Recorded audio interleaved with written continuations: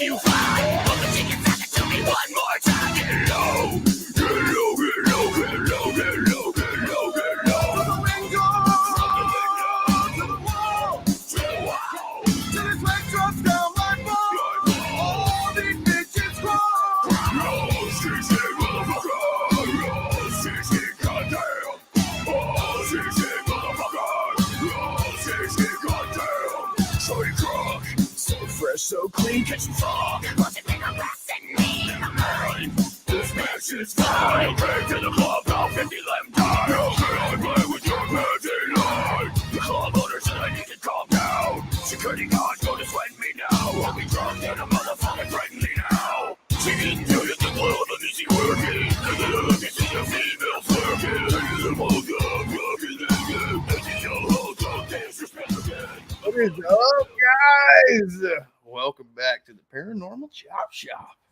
Got me and Papa Willie here, and other people will be here soon, but for now, it's just us. He's back there in the back. What's happening, y'all?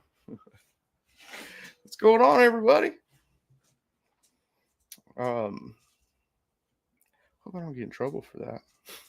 I actually told those guys I was going to play that song, and I got the thumbs up from a long time ago. I've used that once before. I didn't tell them I was going to do it twice. I really like that song. Who's in here? Jess, and this is Ghost Dragon says he's going to be in here. Be there after done with the lovely Jersey woman. Oh, I think he's talking about Gemma. And Fluffy. What's up, Fluffy? There's only 4 people in here. Some of the co-hosts are running late.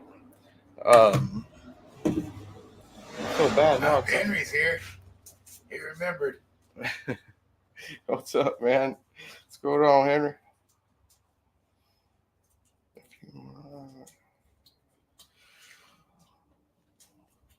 Oh, Rin just texted you. She's going to be way late. She said she's going to be here in like an hour. Oh, man.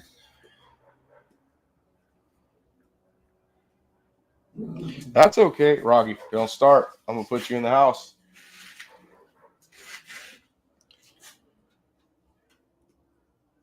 Dogs are barking at something out there. Those other dogs are going off out there.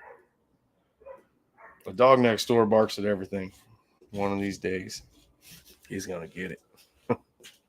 Guys, I didn't even get a chance to get ready. My face is all dusty and dirty. I don't care. My shop is clean. It's nice in here now. Again, you guys want a tour? You guys want to see around? I can walk through there now. No motorcycles in the way. Motorcycles are over here now. Out of the way. They're over here in the way behind Billy. There's 3 of them shoved in that corner. Hey, you ever seen that cartoon, Big City Greens? No. What is it?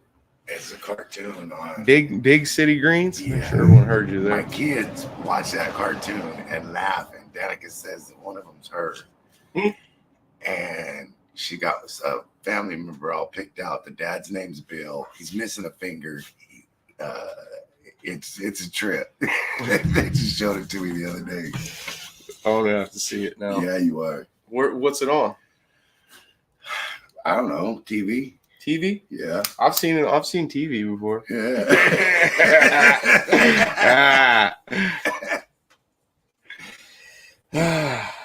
I won last night. Dude, I win almost every Thursday. I don't think I've lost a game on Thursday since fucking football season started. Oh, FanDuel. All right, Yeah. all right. I picked the hell out of them dudes, man. You tell me Thursday, I'm thinking pool night. No, I win more on football than I'm doing pool. Well, maybe now. Yeah, pool night used to be fun. I had a lot of good times with it. It gets old quick, though, huh? After a couple years, that's enough for a while. No, me, it was my foot. Oh. My leg keeping me from being able to stand up. It's a good place for me to go walk. I got mad when they kicked me. What's up, my flock? I had a buddy named Mark Tatsamora, guys, and me and him played in a league for 9-ball. I think it was 9-ball. Yeah, it was 9-ball. Like a Vegas league thing. And same thing you guys played in. Yeah. And we got pretty good. We ended up losing, getting second place, so we didn't go to Vegas. But me and this guy Mark would go to other bars. Remember DJs on Shaw and Clovis? We went to that place. We went to this bar, and they have 2 pool tables in there. They run a pool tournament. Me and Mark went the first weekend, whatever it was, whatever day they had it. We went on that day. I got first. Mark got second. We went the next time. Mark got first, and I got second. Then we went the next time, and then I got first. Mark got second, and they kicked us out. I have the cue ball around here somewhere. It's saved here somewhere. There, when I was breaking, there had to be a malfunction in the cue ball itself. I broke, and they always would say, "God damn, dude, you break so hard." So I would break really hard in that bar just to make that loud clacking noise. I broke, and a big ass hunk of the cue ball flew out of the cue ball, and it hit the bartender like it was a good 10 yards away. A piece like this big flew out of the cue ball. Cue ball stayed on the table, and the big hunk flew out of it. But yeah, the third time we won there, they figured out what we were doing. That we were getting first and second and rotating. And we used to be that good at pool. Like that good. Like we could go into a bar, and if it was me and a couple of buddies, one of us was going to get first place. No doubt. It would be one of us 3 guys. And Deanna, my wife, she'd play good. Hey, Jess is here. We got Jess Rogie, guys. Hello, hello. What's going on, Jess? What are you doing? I got out of bed and I was like, oh shit, I should show up. I told you there's no obligations. I just drop you the link in case you Okay, then I'll leave. I'm glad you came. Everyone else is late. Oh man. I went over to Doof's show. Where Enzo is. I waved everybody in the chat. Everyone's saying hi. She sees me in there and she says, Sonny, me and Enzo went live and we were live for 30 minutes before I realized I didn't click the go live button. So her and Enzo were doing the show for 30 whole minutes. Oh, shit. I never heard. That's so funny. Oh, I've done that before, but I think we did like 5 minutes. Oh my God. That is hilarious. That is freaking hilarious. Oh, man. Yeah, it was pretty funny to me too. I was like, that's so good. I've done it before. I've gotten in here. I've probably done it. We've been in here just like you've seen how the backstage is before the show. Yeah.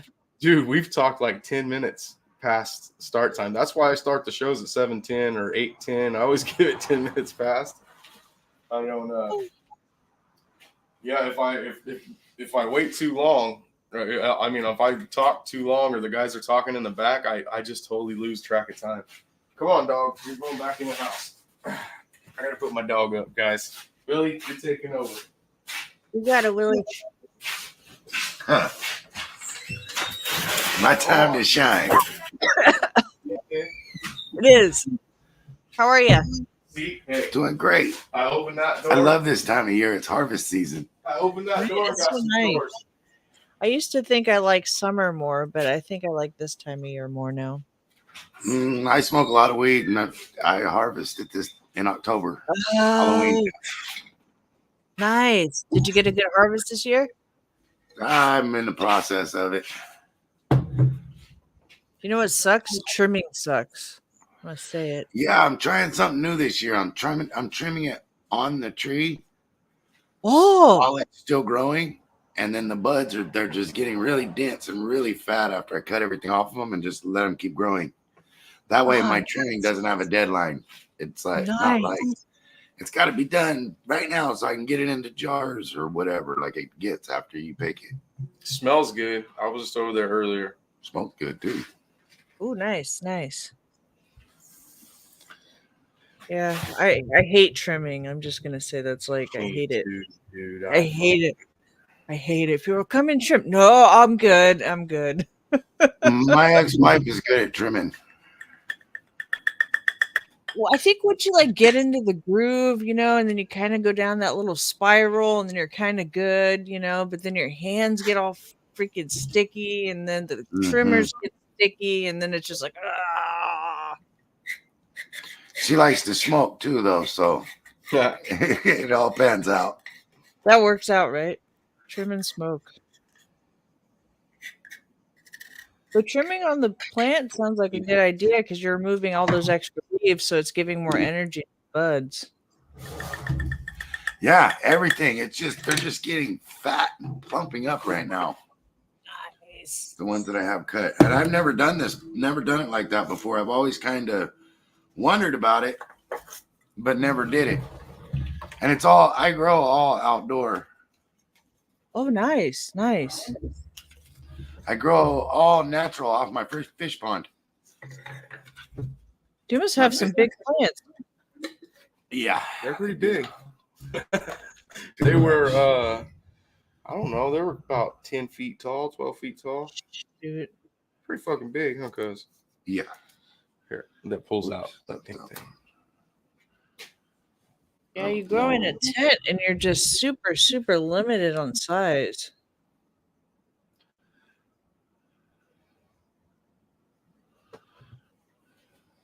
Send it to my. Oh, can you see that? I guess I can hold that up there. I was gonna say send it to my Facebook. I'll pull it up. Nice. Yeah, you can see those plants behind his head. Yeah. They're tall. All those plants are weed plants, except for the one right over my head that's really tall. Yeah, that's a tree. They're big. But yeah, I grow them off I have a fish pond, and I back flush my filter into my garden area to water. Nice. I wish I wish we could smell it through the screen. Guys, it smells like Fruity Pebbles and cream. That's kind of what this one smells like. Nice. That cream smell kind of goes away after it cures better. Oh, I like it like that. It smells pretty good. Color looks really good.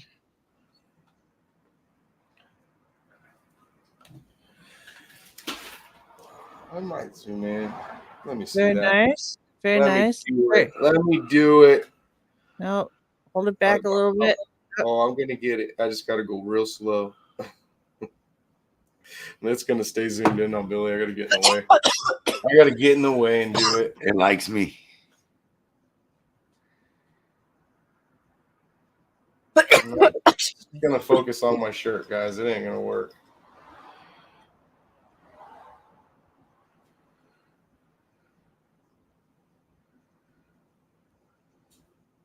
I usually get to do it if I go close. They won't do it. I'm sorry. I tried. There.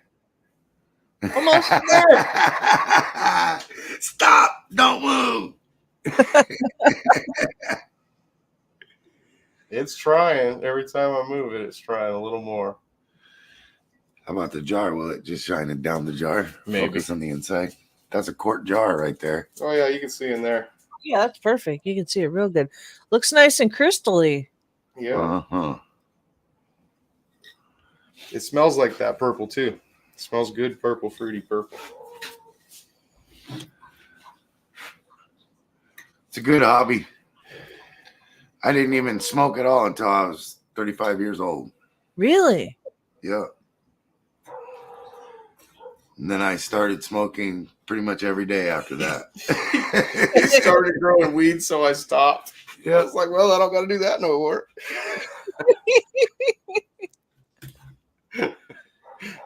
Yeah. Fuck, we got pretty good at it too. Yeah. Yeah, this time of year, normally my garage stinks like weed, and it's all hanging in here. Mm-hmm. Whole half of the garage is just... Covered in branches. Where are you at, Jess? I'm in SoCal. Oh, really? Right on. Yeah. Not Okay, too far. Disneyland. Not too far.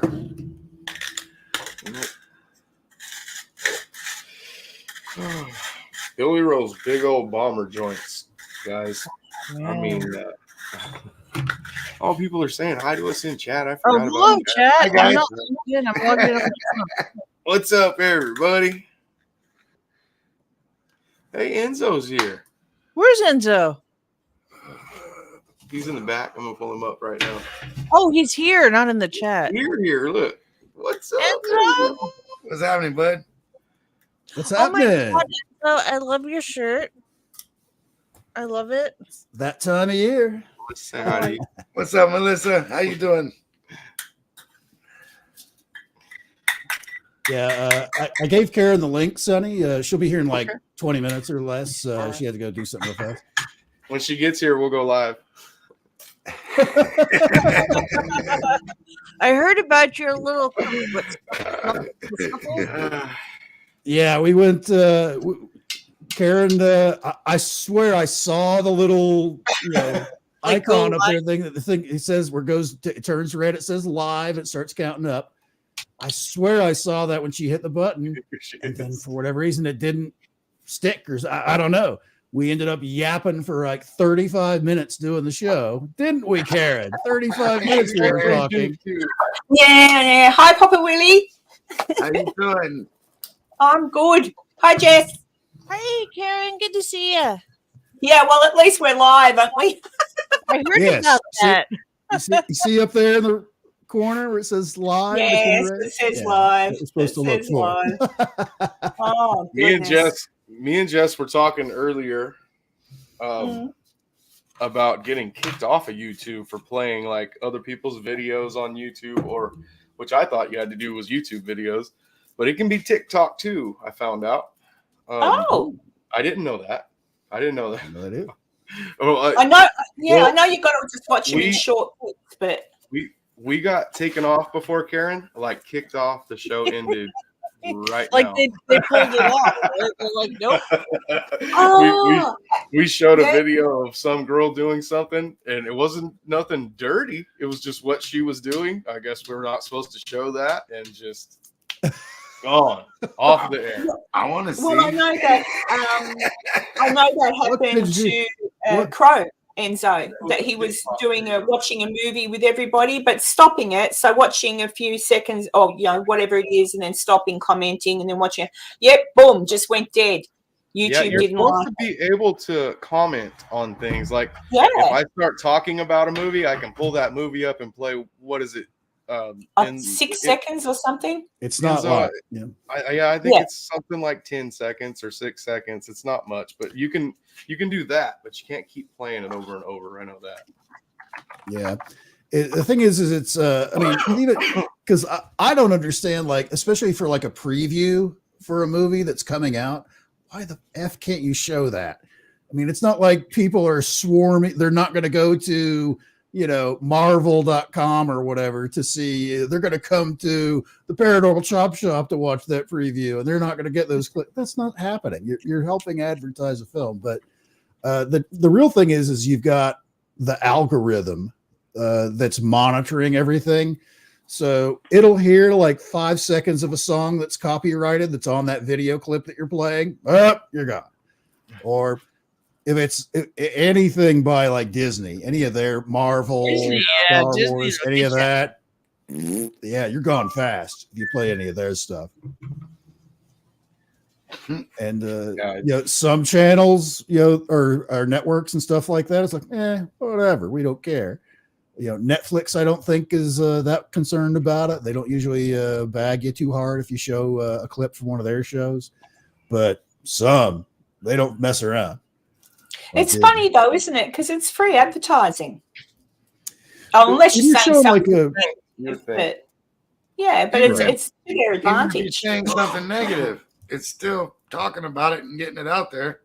Yeah, because even if you do say something negative, someone may go, "Oh, really? I have to check that out," and that's I'll decide that myself. And one of my buddies is a rapper, and his name's Jay Diggs. His name's Jamal, and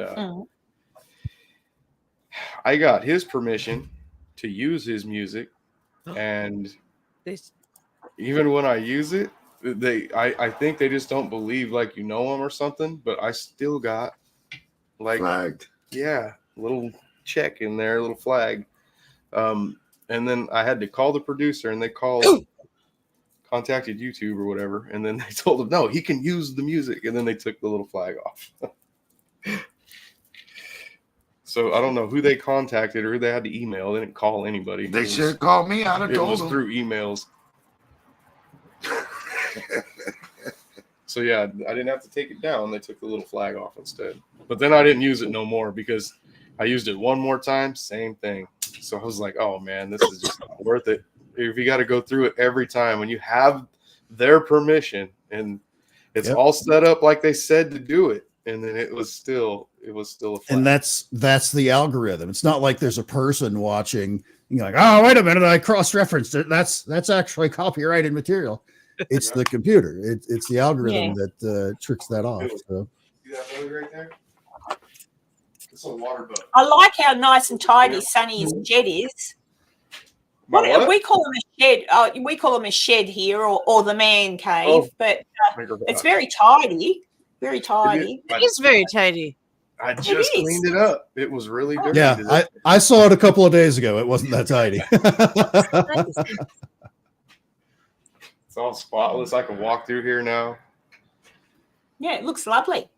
Thank you. I can imagine sitting there and not drinking a beer, but a nice lemonade or something. Well, there's lots of beer in here. I don't drink. I don't drink beer anyway. I don't do that, but my kids do. There's beer all in the side by side. How old are your kids? I hope they're not like 10 and 11.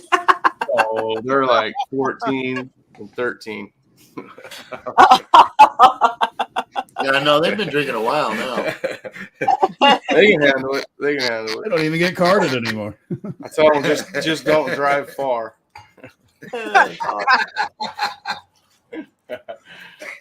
My youngest daughter's 19. She's the only one who doesn't drink. Well, she probably does drink, but yeah. That's the same age as my youngest. She's 19 too. Oh, they grow up so fast, don't they? Yep. 1 minute you're the center of their universe. Next minute it's just hands out, asking for money and telling you back, talking to you. Like it's just like, oh, yeah. You guys are selling kids to me, real. Yeah. Live life first, because life ends once you have kids. You can't, you can't do as much. They're wonderful. I love my children, to be honest. But you do try and get a little bit done first, instead of waiting till you're my age to try to get it done. What I do now, or what I've been able to do the last year, I would have loved to have done when I was younger. Mind you, it might have all been wasted on youth. I might not have enjoyed it as much. Isn't that right, Enzo? Or enjoyed it a little too much and had more kids. Well, yeah, that too, especially with Americans. I like an American accent. And if I had have gone down to the south, they would have only had to have said that word vehicle to me. The way a southerner says vehicle, I don't know what it is. It's vehicle. Vehicle. Yeah. It's like, say it again. Yeah. Oh well, at least if that had happened, I'd have dual citizenship by now. There's always an advantage. I've never Kids all over the place. Yeah. say that about them. I know. It's like, There's an idea for you, Jess. If you want to be Australian, just come over here, and she'll be right. Actually, I don't know how it works in Australia. I know in America that if a girl from another country comes across and she gets pregnant and has a baby, it's pretty much, that's my understanding anyway, you've got it made in the shade. You'll be an American citizen before you know it. Oh, I shouldn't be putting that out there, should I? To encourage illegal immigrants. We have a wide open southern border right now. They already know. Oh, okay. I knew before you said it. It's okay. Yeah, I think they're a little bit. I mean, some of that depends. Like, say for example, a married couple from Australia came over. The wife was pregnant, and for whatever reason, she went into labor early, and she had the baby while on American soil. That doesn't mean they're automatically an American. Oh yeah, no. My That's youngest is about to be 14 next month on the 4th. If some girl came over here from Australia and said I got her pregnant, I'd be an Australian before you knew it. I'd be fucking gone. I'd be in Japan. Japan, I want to go and visit. It's supposed to be very nice. Melissa, Nicole, there's actually more in America that can kill you than there is here. What? That's good to know. Nah, seriously, you've got rattlesnakes, mountain lions. Yes. You've got alligators. Although alligators are friendlier than crocodiles. What else have you got? You've got bears. You've got raccoons that can give you bloody rabies. Although I love a raccoon. You've got lots of things that can kill you. In Australia, we've got snakes, crocodiles, and spiders. That's about it. And sharks, jellyfish. Karen, you may see Sasquatch Secrets there in the chat. She did almost worse than what you did today. Her morning show that I do with her on Fridays, 30 minutes before the show, it's like, are you awake? Are we doing the show? She didn't even realize today was Friday. She thought it was like she was missing an entire day. Good work. I do sometimes forget what day it is. Yeah, that's my friend Nikki. She does a great show over there. Oh, very good. I should check you out, Nikki. Yeah, she does a Sunday night show where she debunks Bigfoot stuff. Oh, nice. You know, much like the people like in your circle. Yeah, Karen's mostly on the ghost side of things, and a lot of her circles are the ghost folks, and she knows several folks they'll debunk other ghost videos that they see. And Nikki does a similar thing with Bigfoot side. Yeah, I've started to now not so much look at people saying that was a ghost or look at that orb. I don't look at that. I look at where they say, we went to such and such, and apparently so and so haunts there because they were murdered by an axe murderer or whatever. And then I go, then I look into the history of where they've gone and I debunk the whole story that they've just told and go, yeah, lies. I get them. I catch them out. Yep, that's the thing. That's the one thing all of the paranormal sections have in common for sure is there's a lot of grifters out there. There's a lot of fake people just trying to get clicks and become famous off of some nonsense that they made up to get popular. Yeah, and that's the thing. I don't know how many people in this chat or in this panel, but when you lose somebody that you love and you think about ghosts or spirits or where they go, if you're grieving and you watch some of these people that do these programs and say that they've been here, there and everywhere, sometimes when you're grieving, you watch those because you think, is there a way that I can still, they left too soon, I had things unsaid, is there a way? And then they watch these things and believe it, and it's like bullshit. And it's not nice. So I don't like it, I don't like it. I get grumpy, don't I, Enzo? Ghost Dragons. Did you see what Ghost Dragons said? I die all the time, but when they keep sending me back. Well, in his case, that's actually true. He has died a couple times in the hospital. Serious? Wow. Yeah. Serious. Wow. He's in the male roller derby. It's a dangerous sport.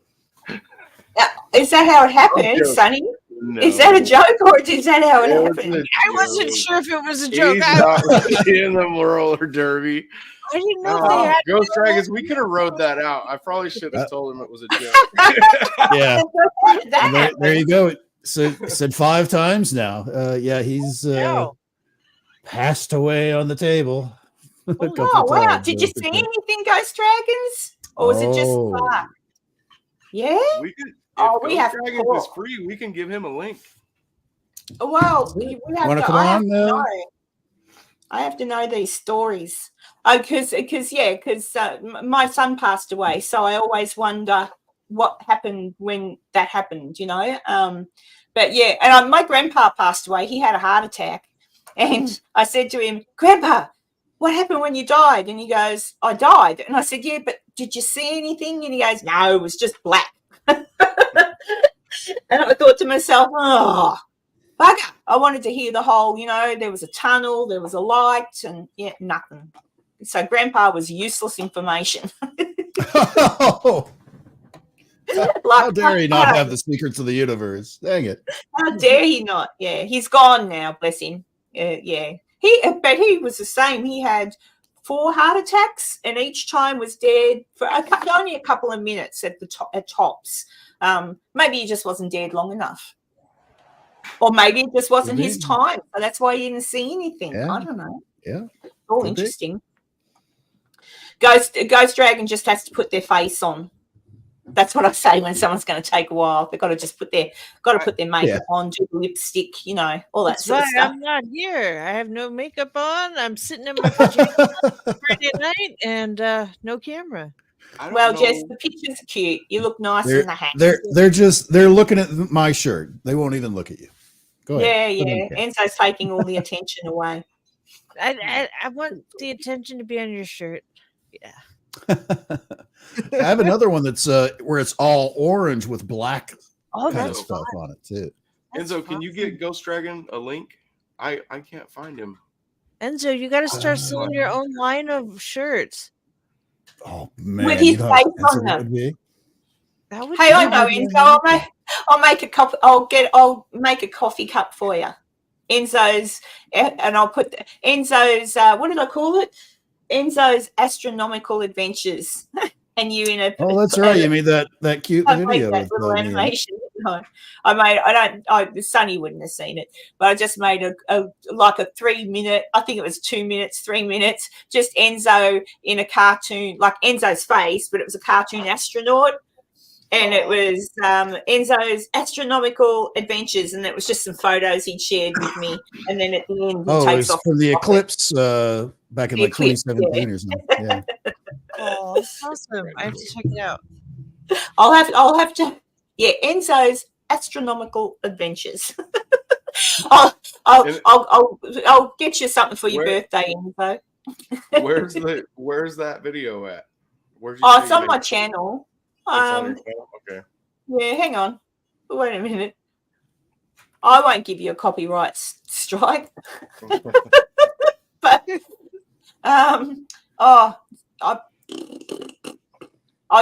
could go. Where is it? Yeah, it's only a little one. It's just because I wanted to do something for Enzo. He's always on, and I thought I'll just have some fun with Enzo. I like my little I like making my cartoons. Where are we? I'm terrible at navigating YouTube. There it is. Shareable, and then I'll put it in private. Gee, go lay down. Go on, buddy. There, I stuck it in the private one if you want to look later or whatever you want to do. All right. If you want me to share it, I'll share it. Yeah, you can share it if you like. Yeah. But yeah, I just thought it was cute. Enzo looks very cute in an astronaut costume.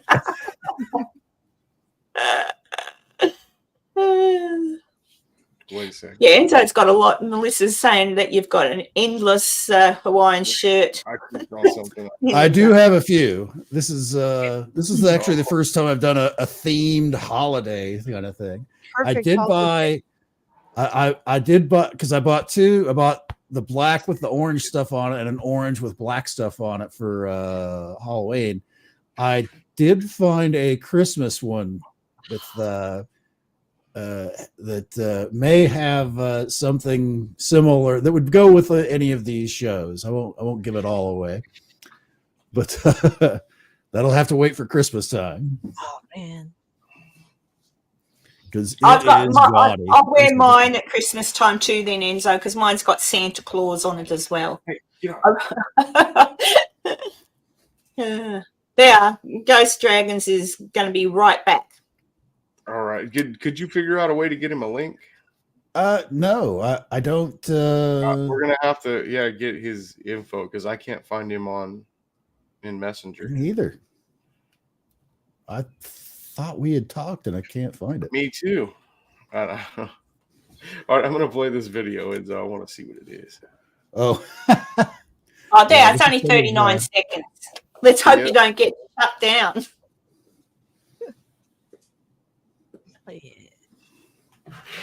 Oh, it went so quick you didn't see him shoot off. Doesn't matter. I did.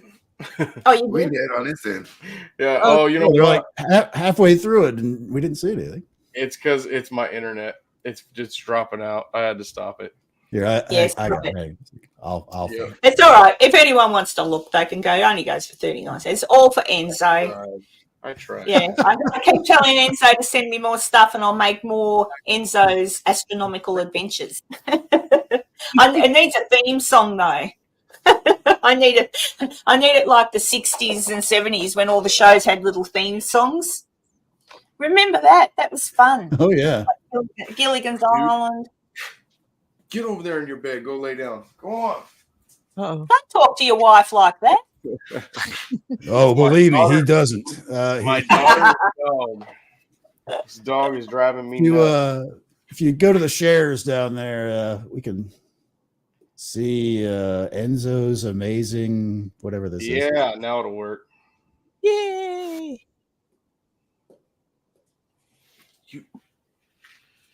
Oh, there's no music, but that doesn't matter. Is there no music? Yeah, there's no music. Mine didn't have it on either. But these are Enzo's photos. Wait a minute. What? I Why don't is know. there no music? I don't know. Maybe there's no music. Maybe it came off. But no, there were music there. I hear music on my end. Oh. When I play it on my computer, I get music. Oh, is that the music? I've forgotten what I put to it. What happened, Enzo? We didn't see you blast off in the rocket at the end. You took it away. I was fixing the audio. I apologize. Can you reshare that, Sonny? Yep. This is not worth this big build up. Yeah, it's really not. You should You're hear it real now. good. Yeah.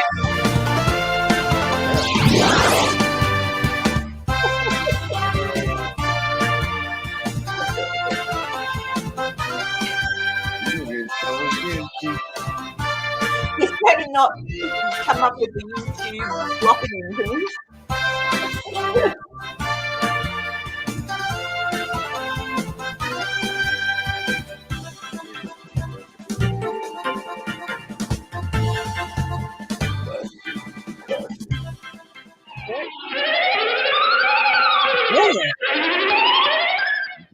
It didn't look like a very comfortable seating arrangement there. Whatever was going on that last. Nope. I don't look like I'm enjoying that seating position there. I did my best to find you a comfortable seat. That's that. When you fly economy, you got to take what you can get. I guess it's. I saw someone talking because I'm flying United. When I get to LA and I'm leaving LA to go to Reno, I'm on a United flight, and I saw someone saying, "Oh, they're changing how you board now. So now, first class, of course, and business class get on first, and then people that sit against the windows they get on next. Then people that have got the middle aisles get on next." And perfect sense. It actually sounds sensible because there's nothing worse than trying to get in. You've got to stand up and sit down. Only problem is the overhead baggage compartments. When I get on too late, there's hardly ever anywhere to put my bag.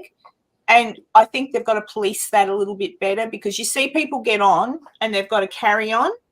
they've got a backpack, and then they've got like maybe a handbag, and they put all these, like you should only be allowed to put one thing up there. That's it. Yeah. One item, piece of item up. That's it. And if you've got on too much, then bad luck. It goes under the chair in front of you or something. Well, what you do is when you see somebody that's doing that, you just make a big scene. You run up to the stewardess in the front. It's like, that MFer doesn't even look effing real.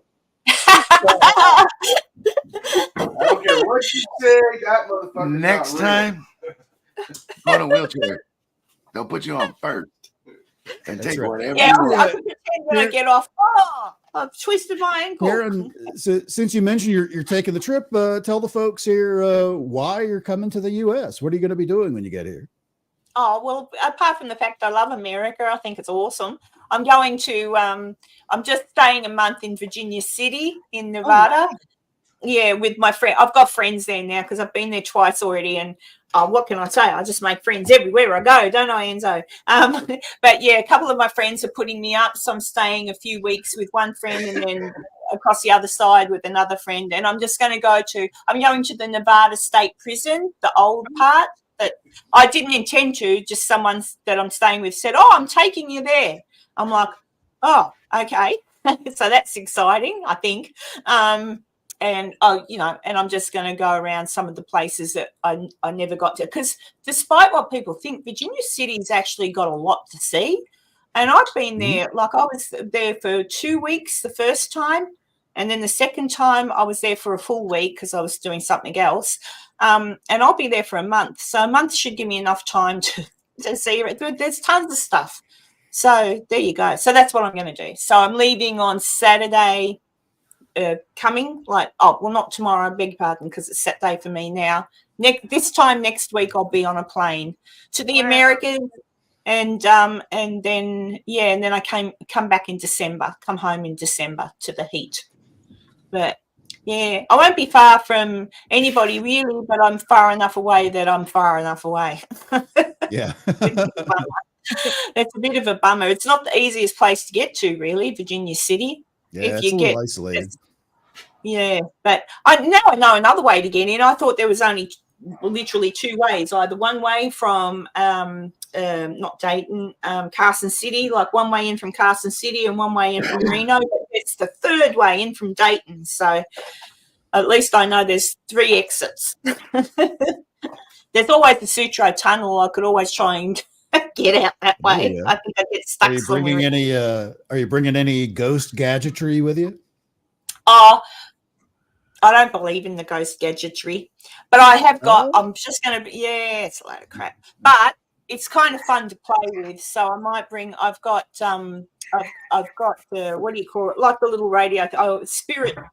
Spirit box. Yeah, I've got one of them. But look, it's just a radio that goes through the channels. I mean, it is interesting. Sometimes you can listen, and you kind of actually zone off when you're doing it. You actually quite relax.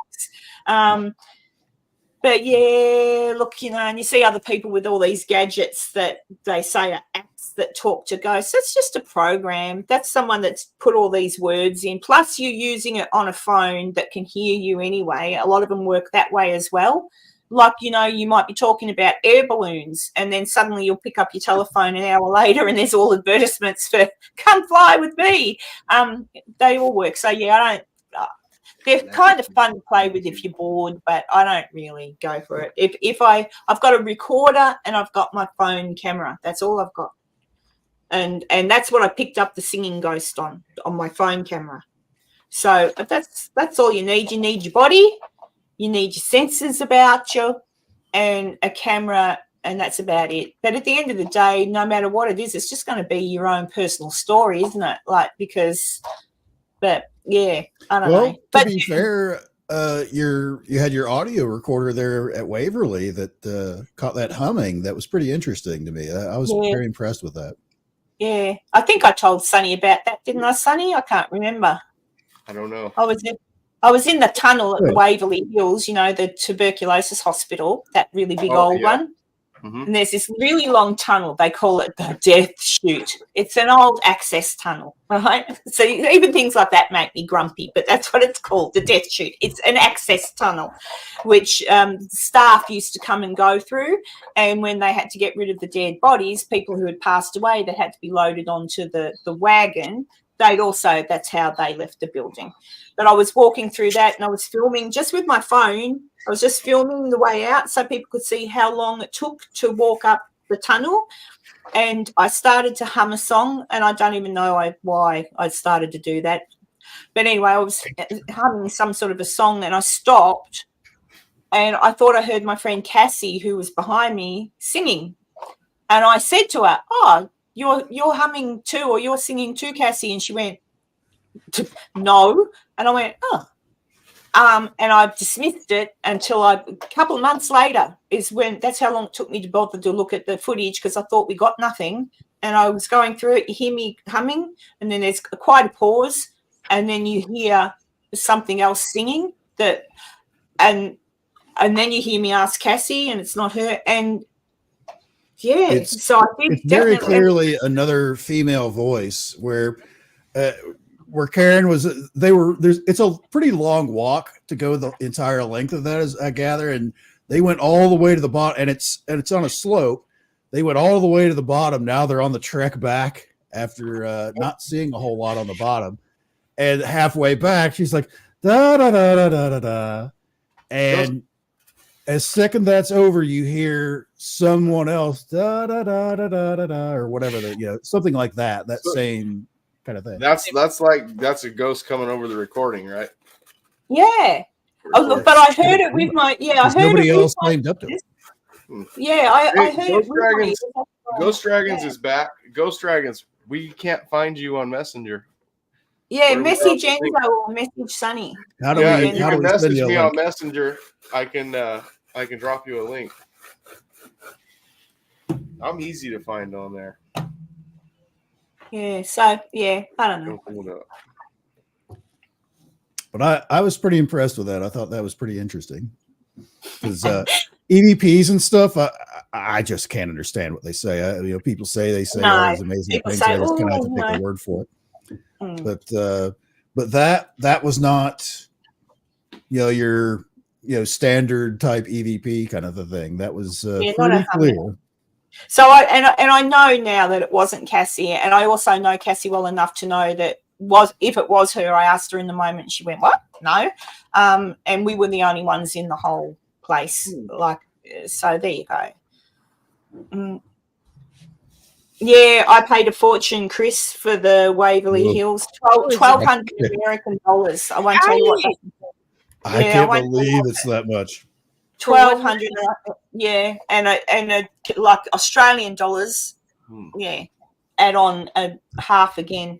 It was just huge. I mean, was it worth it? No. Yeah, that's a lot of money. That's a lot of money. Half of that I would have said yes, but look, it was worth it in respect to the fact that I got to go somewhere that's very historical and a lot of people know where it is. It was interesting to see it because I've seen it in so many videos before. And I have to say, although I thought nothing happened, in the end, there you go, something did happen, which makes me want to go back there to try that again, like to see. I just want to know how,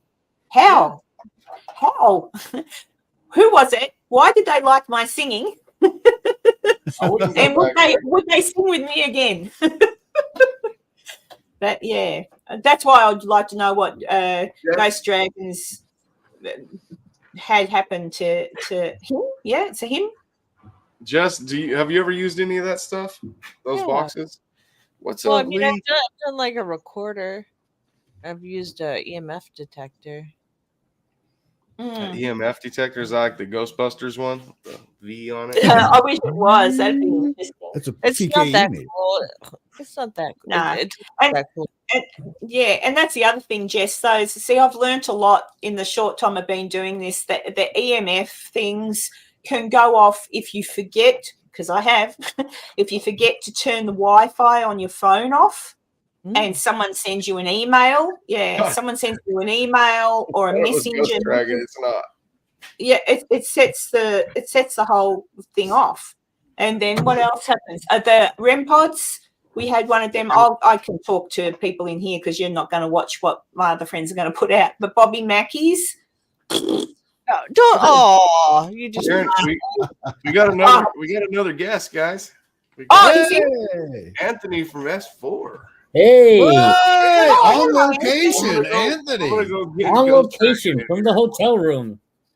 I have a question. Your device detects changes in EMF?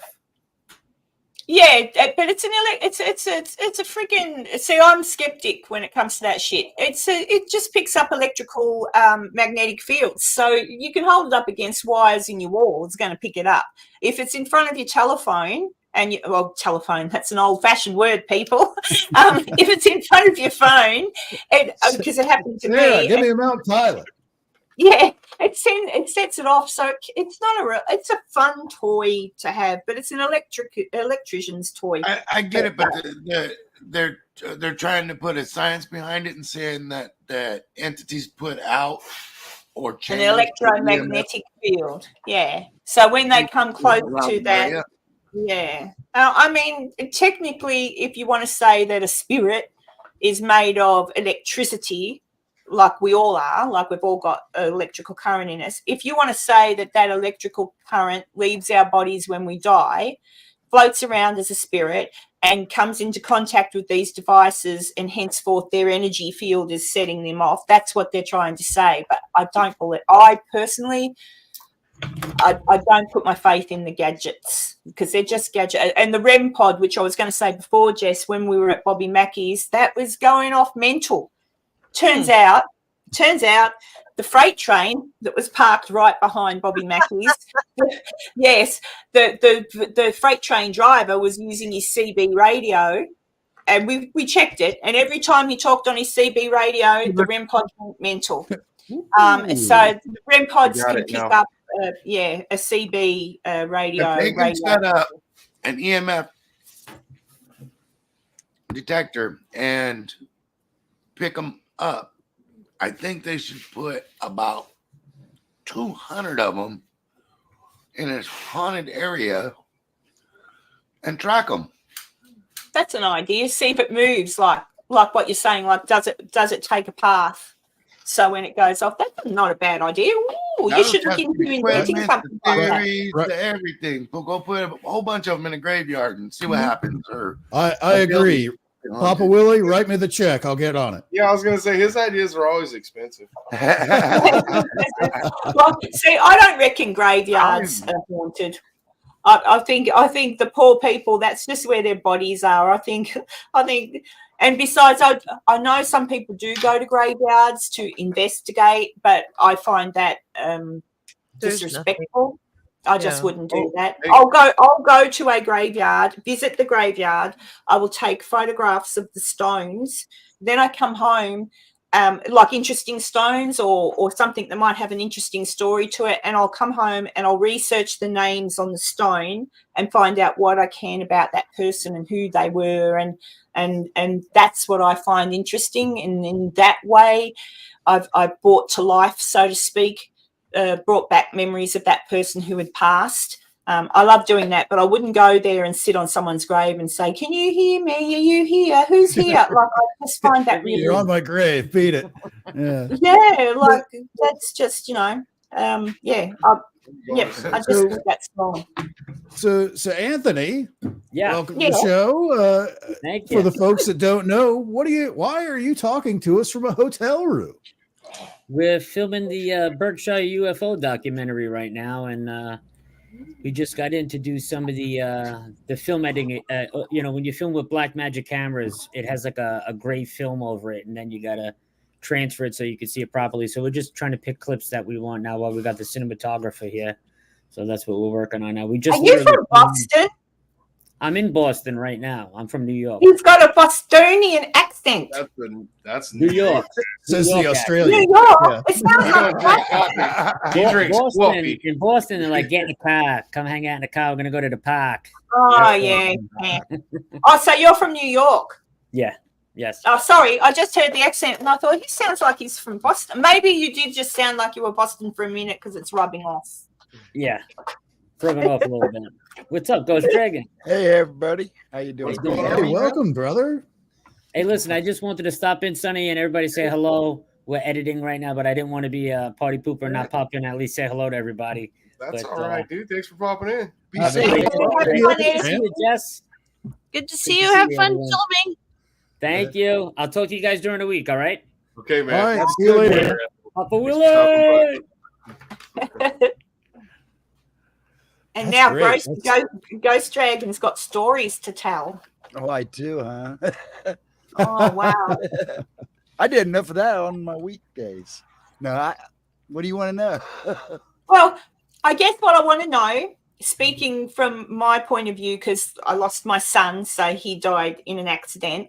I want to know at the time, like, do you recognize the time of, like, when you died, did you recognize that had happened? And did something happen? Like, did you have any thoughts where you thought, oh, no? Or, like, what happened at that moment? What were you, did you have a thought? Or was it like what happened? Actually, 3 times was on the table, like Enzo said. 1 time was in a car accident.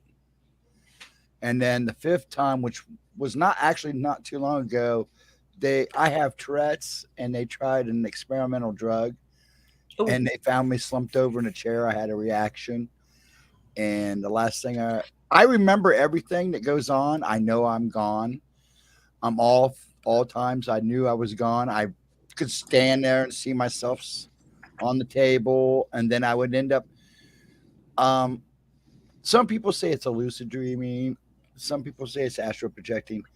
But when I was a kid, my Tourette's would get so bad that I would rock really bad in my sleep. That's part of the Tourette's I have. It's like a movement disorder. Uh-huh. And I would like astral project to this place that I created. It's like in a valley around mountains, where when I passed those times, I would see myself, then I would end up there, then there would be like a door would open and a big bright light, and I would hear somebody talking to me. All 3 times, well, all but 1 time. 1 time I didn't see nothing but blackness, but I'm pretty sure I was hearing hell. There was screaming and people were asking for forgiveness and wanting to go home. And then the other 3 times, or the other 4 times, they told me I wasn't finished doing what I needed to do. We needed to put you back on your path. And they sent me back. The last time they said, oh, it's an accident. This was an accident. You weren't supposed to have this happen. The 4 times in the hospitals, I could actually feel them hitting my chest with the paddles. It'd get real bright. And next thing I know, I'm looking up at people. Usually right before that, they would say, you're going to be okay, but we have to send you back. But there's a long story behind it.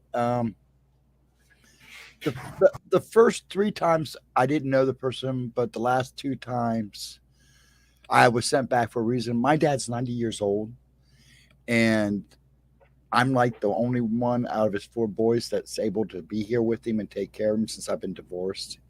So I think that was one of the reasons they sent me back, was so I can make sure his final days are done. And then the other one was another person. They said there was another person. I'm just to make sure that they stay safe and okay.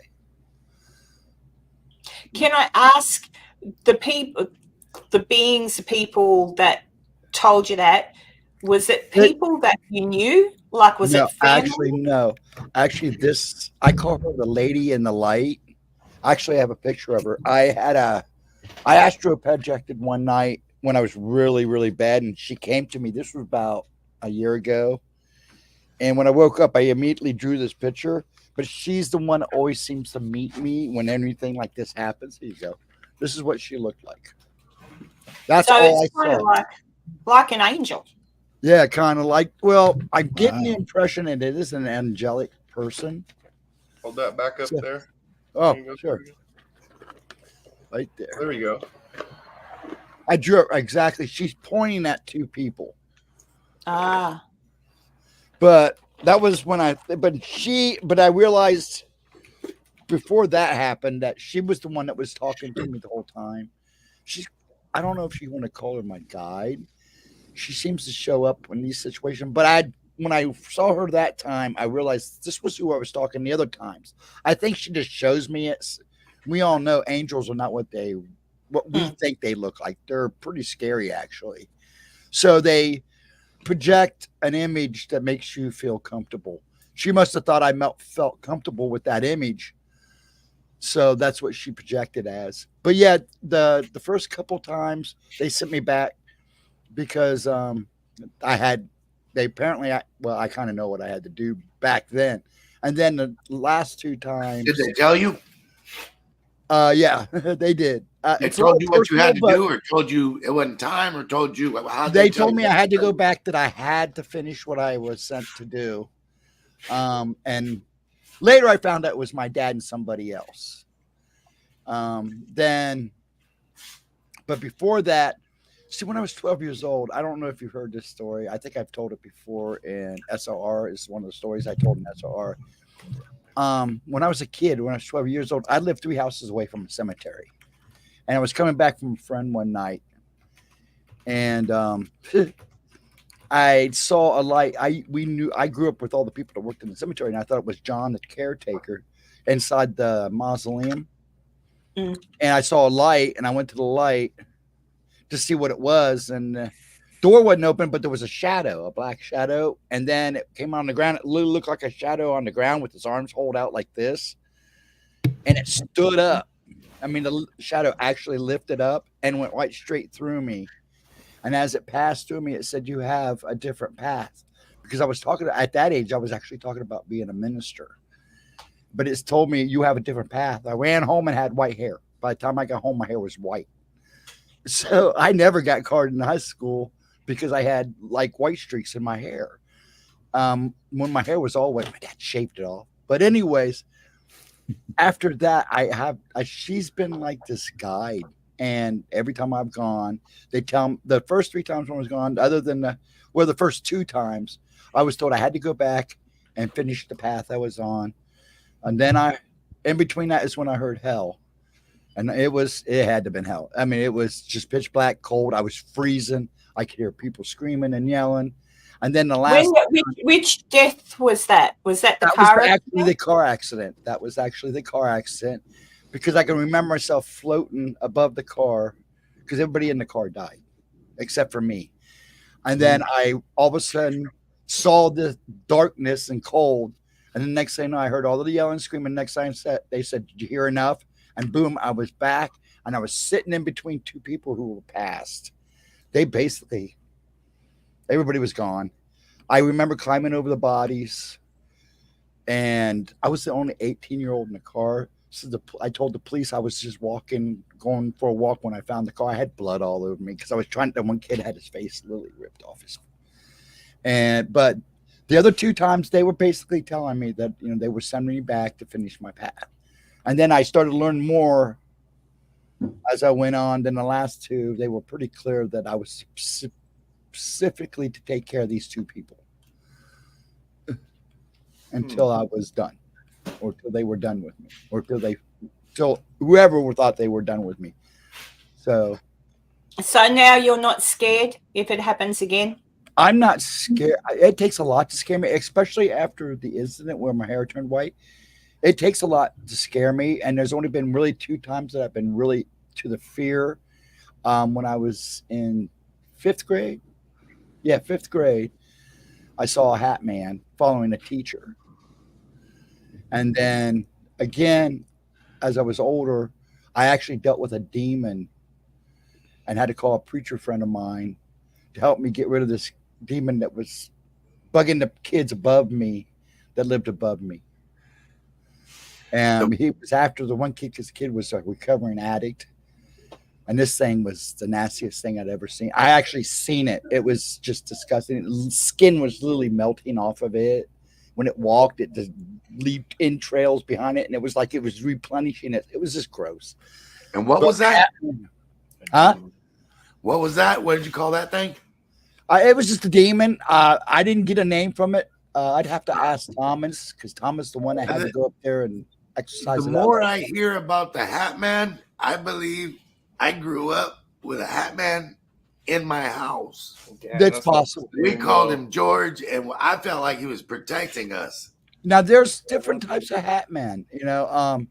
I got to look up this Hat Man thing. yeah. It's a thing.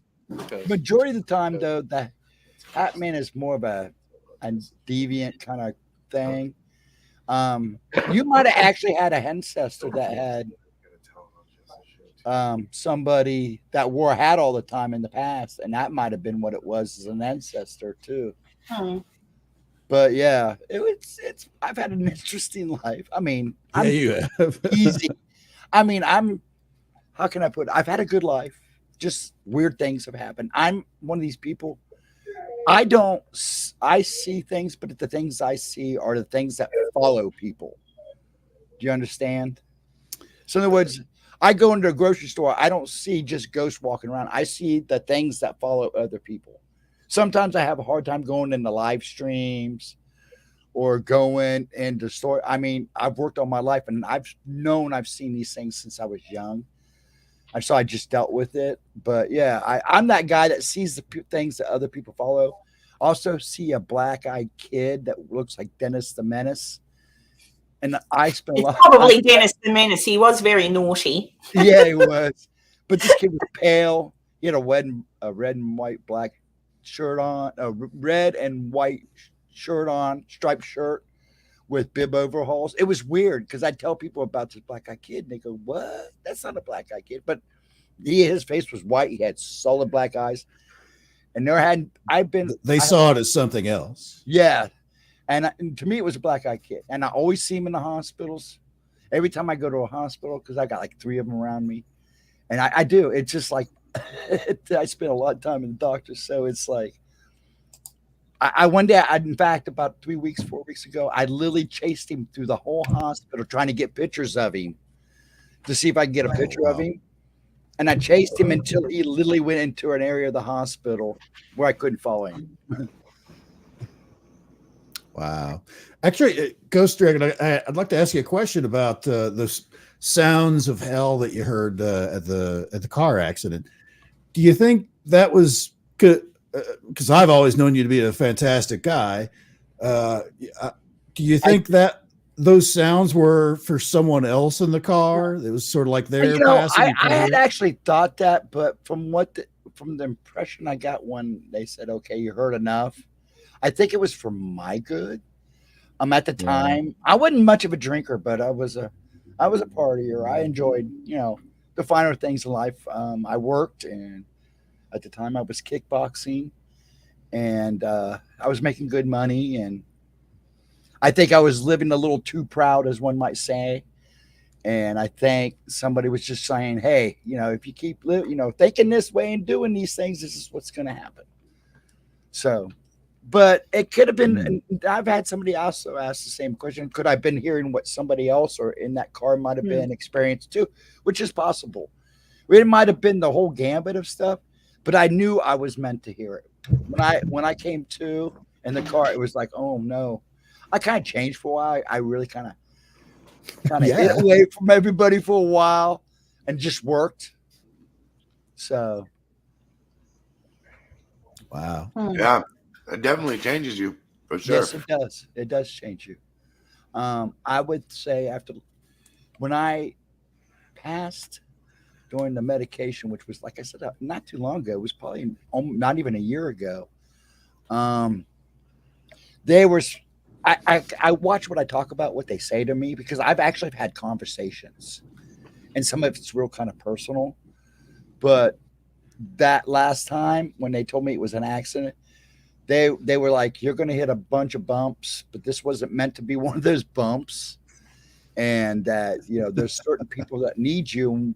Even though this is an accident, and you got to go back because you get tired of walking through death's door so many times. You kind of I would kind of think that they were like, "You again? What are you doing?" It's like, why do you keep doing this to me? So, but I'd be saying, listen, just let me go. Yeah, I've had enough of dying already. In fact, a friend of mine, he passed a little bit ago, but his wife says to me at the funeral, he goes, "You've been there a couple times. Is he going to be okay?" And I go, "I don't know. Everybody's different. You hear the constant story of, you see a tunnel of light and you go through it and there's usually a relative. Anthony might have experienced his a little different. I always end up in this like thing I built in my dreams or my astral projection where I go and calm down. I'm in constant motion 24 hours a day. Your literal safe place. Yeah, and it's my place where I go and calm my mind. It's the only place not of this world where I'm away from my body. I've literally, during these processes, stand over my body and watch my body go 1,000 miles in bed. So that is a place where I go and clear my head and stuff. But it was weird that those times I died, except for the hell, that I always end up there. Then it's like when she came to me, it was like a door open, like a portal opens. It's just nothing but bright light. And when I passed, I actually went into it. And then I'd remember coming out of it. When I see her, when she comes to my dreams, I'm there in my place and a door opens up and she stands in the light and all I can see is that outline. I can't see her face. I can hear her voice. When she talks to me, it's more like in a song, if that makes sense. It's like she sings to me my answers. Mm-hmm. I'm only allowed to ask specific questions. So I don't ask a whole lot of questions. And I'm one of these people that like to find my own answers. I'm into research and stuff, so they know that. So she'll say things that'll make me stop and think. And then when I come back, I have to go and kind of point you towards something. Yeah. But yeah, a lot of questions I get about the things I see. Like lately, it's gotten really bad. This world is in a rough shape right now.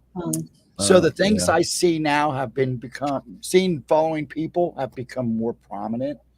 Now I'm actually seeing these things actually hang on to people and follow these people where they would just be following. Every so often I'd see one maybe grabbed onto somebody, but now it's like a lot more people or got these things touching them.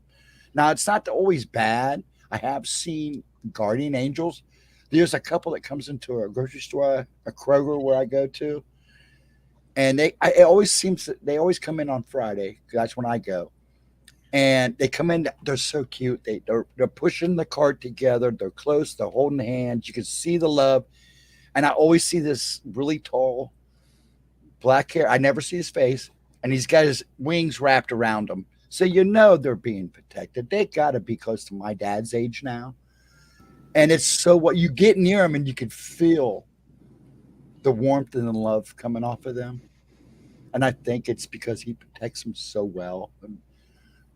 And then I've seen, like I said, but lately I hate going out now. It's like I go to a store and like 3 or 4 of the people that I would see have something follow them, at least 2 or more have that thing attached to them.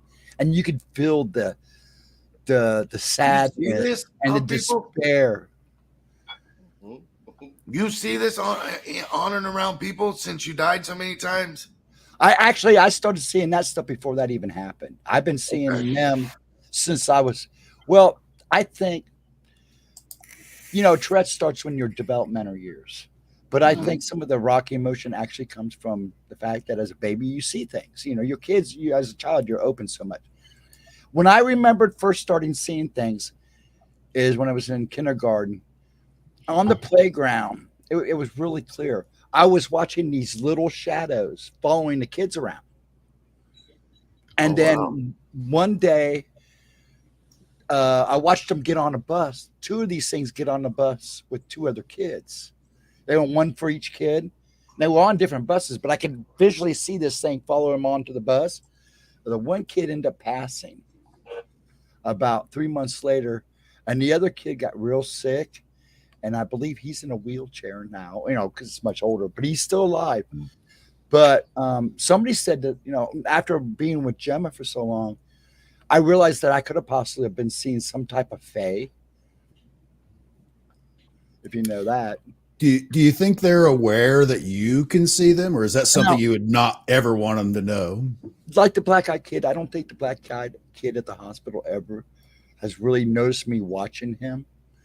As for what I see with people, it's very rare. But a while back ago, I was in a carryout, and this guy stood behind me, and I could feel you could tell he's been drinking. He was just reeked of it, and he was already holding another 2 12-packs. And I turned around, and something said, "Be nice to this guy." When I turned around and looked at him and started, "Hi, how are you? Are you okay today? You feeling good?" And he was like, he smiled because it's like nobody ever talked to him or something. And then I realized this big black shadow was standing behind him. And the next thing I know, I felt my arms all of a sudden burn, and I had 2 burn marks on each. It looked like it took its thumbs and just literally burned them in my arms. I showed him to Gemma. She was like, "Holy crap!" But they don't last long. But for a while, there they do. They look like little burn marks, like I'd burn myself. Is what they look like. That's pretty rare. But most of the time, I don't think they see me because I never. Let me put it this way: when they have seen me or noticed me looking, they seem to disappear. It's like, "Oh, he sees me. Bye." It doesn't mean they left them. They just kind of block. You can't see them. Yeah. Right. But a lot of times I don't think they do know that I see them. I've walked into houses where friends have told me that, "Oh, my house is on it." And I've just gone in the house and said, "Hey, did you just leave this person alone?" And they would tell me, "Oh, I've never had a problem since you left."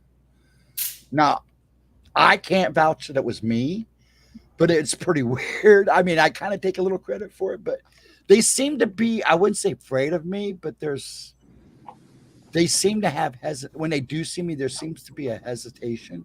I don't know if it's because I can see them and that bothers them. It's So weird. I've been trying to figure it out. This is normal. This is normal in your growing up. You see this all the time. The rest of us don't see this stuff. Yeah. So it was funny when I was with, like when you realize that that's different than everybody else. Right. Well, it was funny when I was with Gemma last year. I went to her book signing and stuff, and I was with her in Jersey. She sees stuff, and we were driving around. I'm going, "Do you see that?" And she go, "Yeah." I go, "What about that?" And she go, "No." And then I took her to one of her doctor's appointments, and there was things I was seeing that she didn't see, and there was things that she saw that I didn't see. So there is a difference, because I am nothing like, I don't just see dead people. And the things that I see I categorize them as 3 things. Either the shadow or whatever it is following them is either a human spirit or family members. A lot of times it comes off as somebody that's had a beef with somebody and they just couldn't let it go after death. The second one is usually either they're demonic. It's a, evil or good, like an angelic thing. And then the third, I never could. There's these ones I can't figure out what they are. They come off. I can't pick up on them. They kind of give me like nothingness, but there's a creepiness about them that make me feel uneasy. Gemma and a number of people I talked to said they could actually be something from another dimension that I'm seeing by accident, which kind of makes sense because I can't pick up on them. But like I said, lately it's been horrible. I mean, actually, it started bad about 2021. If you're seeing it there, you're obviously connected to something that the rest, that the majority isn't, or at least don't admit to themselves. I agree with that. I was called. I had met. I never seen nothing. I seen one thing when I was growing up, and that was a ghost in my house that we named. Now, see, I have friends that did that too. They don't know who it was. They just gave him a name. Actually, us kids all gave it a name. We called it George. And then we found out when we started getting a little bit older and my parents started asking, who the are you talking about? Who is this George you're talking about? Oh, the ghost. The ghost. And, No, see, I never did that. I guess I the never. people, Now, see, the people my parents bought the house from was named after the ghost. Same thing. oh, really? Okay. Yeah. See, now Gemma's that type of person. She sees that stuff. Now, if I see a ghost out of the blue, now we've gone ghost hunting. I don't go ghost hunting anymore. I had a chance to meet Ed and Lorraine. Oh, No, not them. can we go back to the NDE stuff? The what? I had I crashed a motorcycle back in 2013, June 1st, actually, and was in a coma until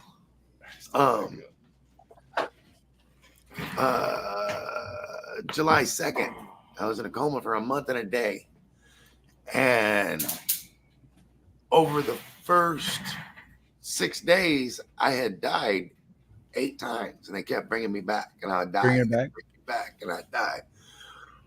Well, to me, it was about a 6 hour, 7 hour period where I had somehow slipped into the mud under, like, I woke up, everything is dark, mud. Right.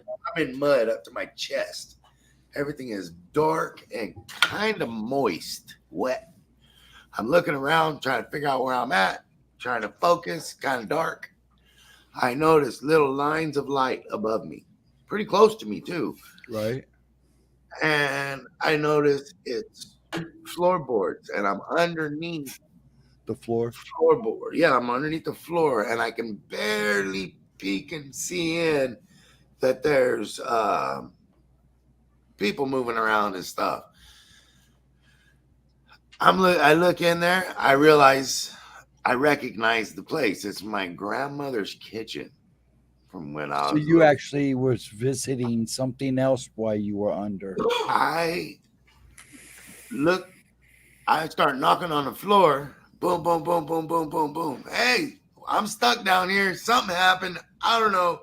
But I'm stuck in the mud under the house. Somebody come help me. Boom, boom, boom. Nobody is even responding. I look over and I see his dad, who had just passed away, like 2 years before, I think. Right. Maybe, I don't remember exactly how many years before, but not too long before. He's sitting there chilling, just sitting at the table, and he looks and he makes eye contact with me through that hole.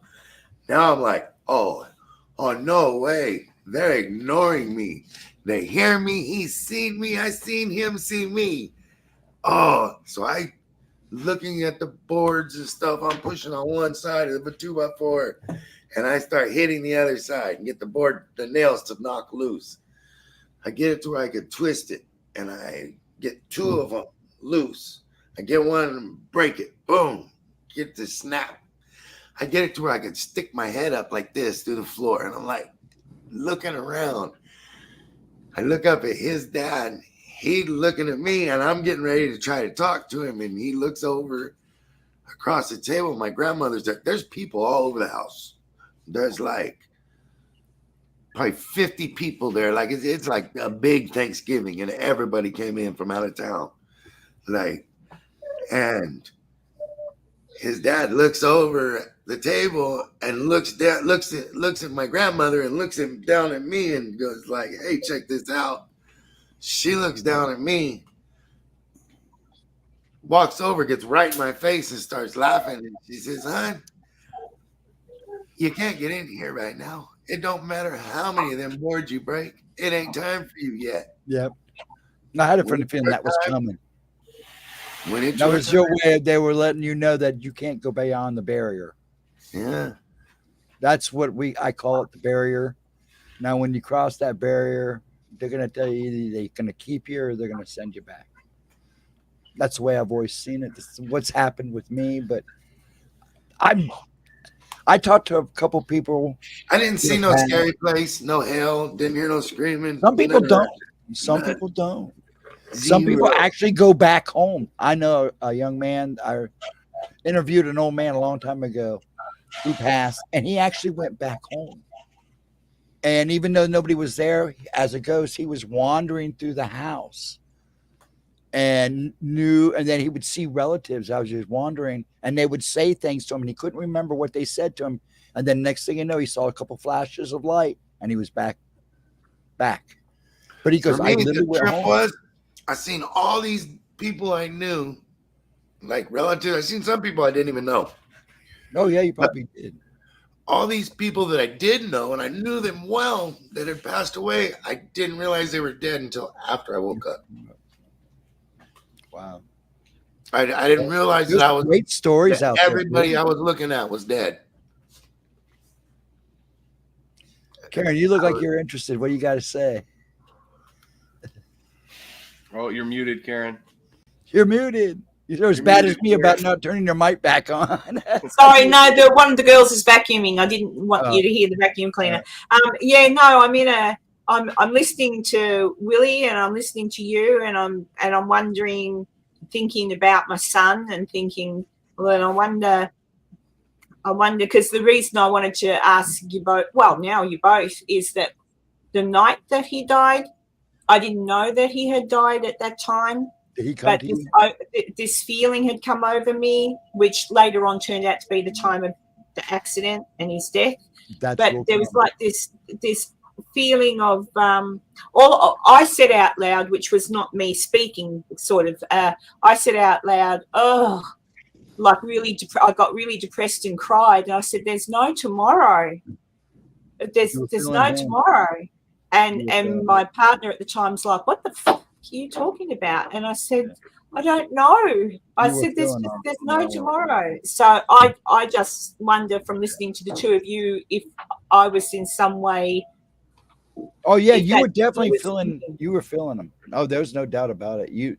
They let you know what they were feeling, or some force let you know that something was wrong.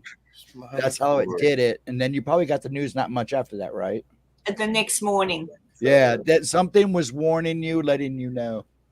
Yeah, and it was a horrible feeling. But I didn't feel like it was really me feeling it. It was more like it was like I couldn't work out why I was feeling that way. Because you were actually feeling that person. I think I was feeling what he was feeling. Yeah, I think I was feeling almost like, and for some reason I was connected with him at that moment where he was trying to say, "Oh, hey, Mum." You should go talk to Gemma. She's really good about picking up on that stuff. Really good at it. I was going to say something. I heard you guys all talking about, ghost hunting and stuff. First, when we ghost hunt, we went old school. We used old cassette players. You put the cassette in. We always got the best EVP off of those things. Yeah. And then we'd use, instead of using like a radio or a ghost box, we brought an old black and white TV with no white noise. Yeah. And used white noise, and we just plugged the VC, just like in the movie. We would plug the VC. That's why when the movie came out, I'm like, we did this years ago. That was a scary movie. That scared me. That was Michael Keaton. Michael Keating. The second one's good too. Yeah. Do you I have one right here that I can play that's on my StreamYard. I walked through an old abandoned barracks. Oh, I actually was watching you that night that you were talking about it. Yeah, show that. Do you hear that noise? You want me to show it again, Karen? Yeah, show it again. Yeah, right at the very beginning, as I'm going to turn into this little bathroom. It's at the very beginning of I cut it down so I could fit it on here. You'll hear that ka-chunk.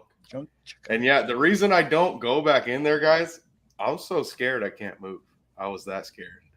There's what I tell people when they freeze like that, it's probably the best follow your instincts.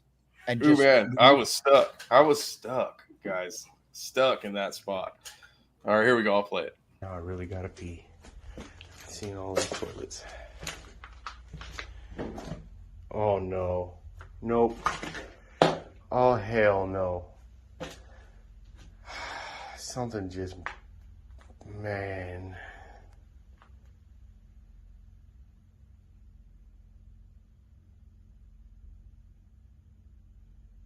Well, now I really gotta pee.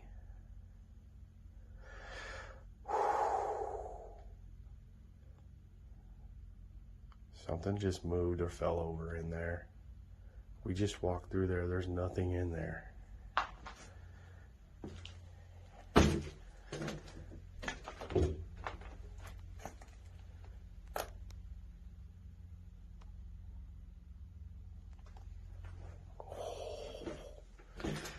This is so scary. This is so way too scary.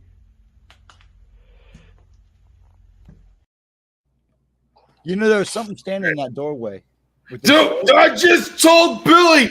I just seen something in that doorway, Billy, that I've never seen before, and we got to play it again. Don't tell me that shit, man. You're making my heart stop. I've never seen it before, dude. I just told Billy there's something moving right there that I never. There's something in that doorway, yeah. Oh my God! Let me play it again so I can show Billy what we're talking about. Yeah, it's right. It's with the door. It's not the front door. It's the I've second seen door, it too, man. right by the door. I've never seen that before. It almost comes around the corner. I've played that.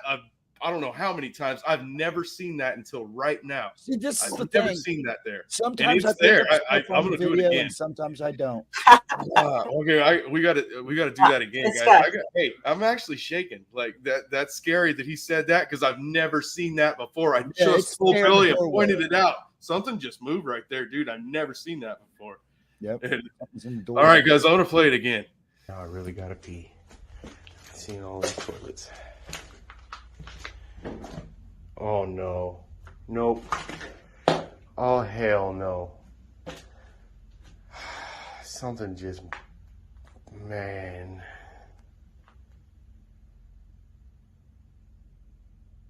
Yeah, there's something in the door. Yeah, I'm pointing at it right now. There's something, guys. It's right in the door. You can see it. It's just on the edge, and I can see it. It's tall. Something just moved or fell over in there. And now it's walking away. It went around the back. It is. When you go to it, it disappears into the darkness. That's fucking freaky, man. Then it goes back in that corner where you can't see it anymore.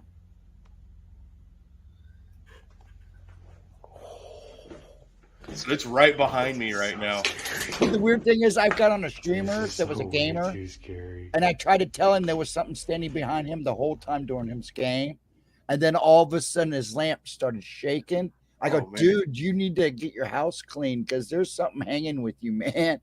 And everybody was calling me weird and stuff. So I never went back. I've never seen that in that video before. I've never, ever noticed that before. Yeah, it was right there in the door. And you asked if you wait. If you really I can see the black spot. I see what I'm seeing is a dark spot that goes away. Actually, what I see is it looks like a tall person and it just kind of goes around the corner and it heads for that. When you go to the door, I can almost see it going into that dark corner onto the left. That's where the noise came from. Is it? It's right in that room. That's why I couldn't go back in there. It sounds like something. It sounds to me. You guys hear a ka-chunk. Yeah. On the video, but what I heard was bam. That's how loud it was. So loud. The door. It was hitting the door. Voice, and that's why you're hearing the noise. Yeah. Did you describe it as like a car door slamming? No, I think that door there. I think he was hitting the door. Like someone hitting this sheetrock wall open-handed. Okay. Smack, that. Like just that's what it was.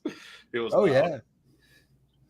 That's wild. I thought you would have seen that. I mean, you got to really pay attention to that. I've never seen that before. Me and Big Willie have watched it over and over. I've never seen that until right now. And then when we came back and you said it in the exact same spot where I seen it, I was like, "What the fuck?" You still have the original, right? Huh? You still have the original video that you shot? Yeah, and me walking through that whole place. I like to see that. Send me a copy of that. I'll have to find them all. I'll run it through some stuff. Yeah, do a little filtering there, maybe lighten it up a little bit. But I'm pretty sure what you saw go whoop to me was like a tall person, not very tall, a little taller than maybe me. I'm 6.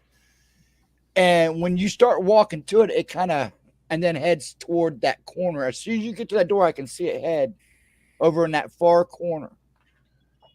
And somebody asked me one time if I was carrying anything with me other than the phone. And I told them, no, just my gun. And they said, well, what kind of gun were you carrying? And I told them a 1911 on my hip, my Colt 1911. Right.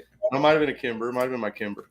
Anyways, 1911. And they said, that's like a period correct gun for that. That can set a spirit off. And I was World War II?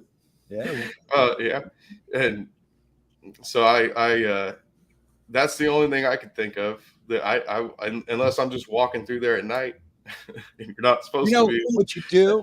And guys, before I did that too, it's because I interviewed a lot of people that do this, to do that stuff, and I just didn't believe them. And they sound really convincing, but in the back of my mind, I was like, I don't think so. You don't want to know the truth. Interviewed people that you didn't believe them, and then you see something and think maybe that sounds like your Bigfoot incident that you just had like a couple weeks back. But, it's funny though. A lot of people, a lot of these ghost hunters, they have to go 3 or 4 times before they even get anything. Well, they can go as many times as they want. They never come back in there again. We went 6 times and we even got a DVP. And these people were like, this place is haunted. Well, we're not catching nothing. This place is, I guarantee it took us 6 tries to get 1 EVP. And that was before all the good stuff. But what I was going to say is I have learned now, and these apps that you have on your phone, like these ghost box apps, I want people to realize when you use those, it's just like using a Ouija board. You're calling them forth to speak to you, just like in a Ouija board. So when you're done using that thing, you need to close it out. You need to close it out like you would a Ouija board. This is why you see a lot of paranormal people who go out and do this stuff, investigators, often find themselves with something following them home because they didn't close out what they were doing. But you see, Ghost Dragon, I get really cranky because I've been there and investigated, and people go, I wouldn't be cross if something followed me home. I've said it a million times before. And you give me someone. No, so long as they could be just a friendly ghost. They might just want a cup of tea and a biscuit. I mean, I'm happy to make them a cup of tea. They can, when my girls won't talk to me, they can sit on the couch next to me and tell me all about it. I don't have that problem with that, but see, sometimes though, what you think is good is not always good. The doors open, I'm scared to stay like. And a lot of people get fooled. I love watching the ghost videos because it's a little boy, it's a little girl. Yeah. First of all, is it? My guess is it's not a little boy and it's not a little girl. They're pulling you in just like Annabelle did with her little friends. She pulled them in playing off as somebody who needed help and was lonely. And that's how they work. I mean, we all know that. But I mean, I'm not saying there's not times where there's good things, because there are times where there are good things that follow you home and end up actually. We like to go, when I was younger, we'd travel around the state of Ohio. And I like stopping at truck stops and like the little diners.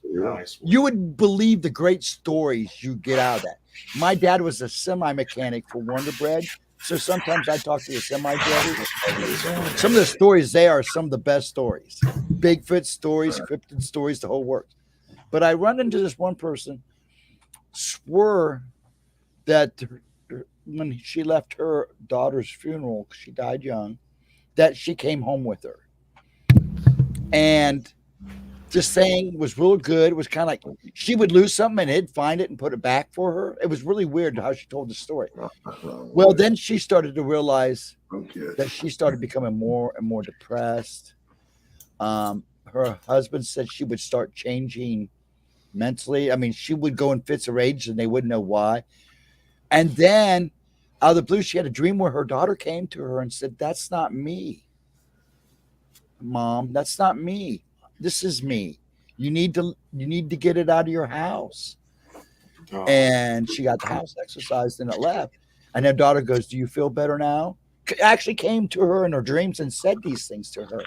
So her daughter actually protected her for something that was playing itself off as her daughter. Wow. You got to be careful. You do have to be careful because we don't really know unless in your instance, and Papa Willie's instance, Right. you've probably got an idea of what's going to happen. Well, certainly you do, Ghost Dragon, of what's going to happen when you die.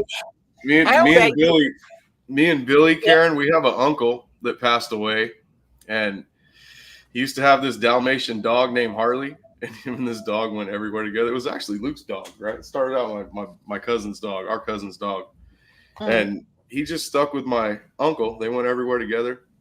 When my uncle passed away, and it had been a while, it had been months since he had passed away, I had a dream. Let's say it was on a Wednesday, right?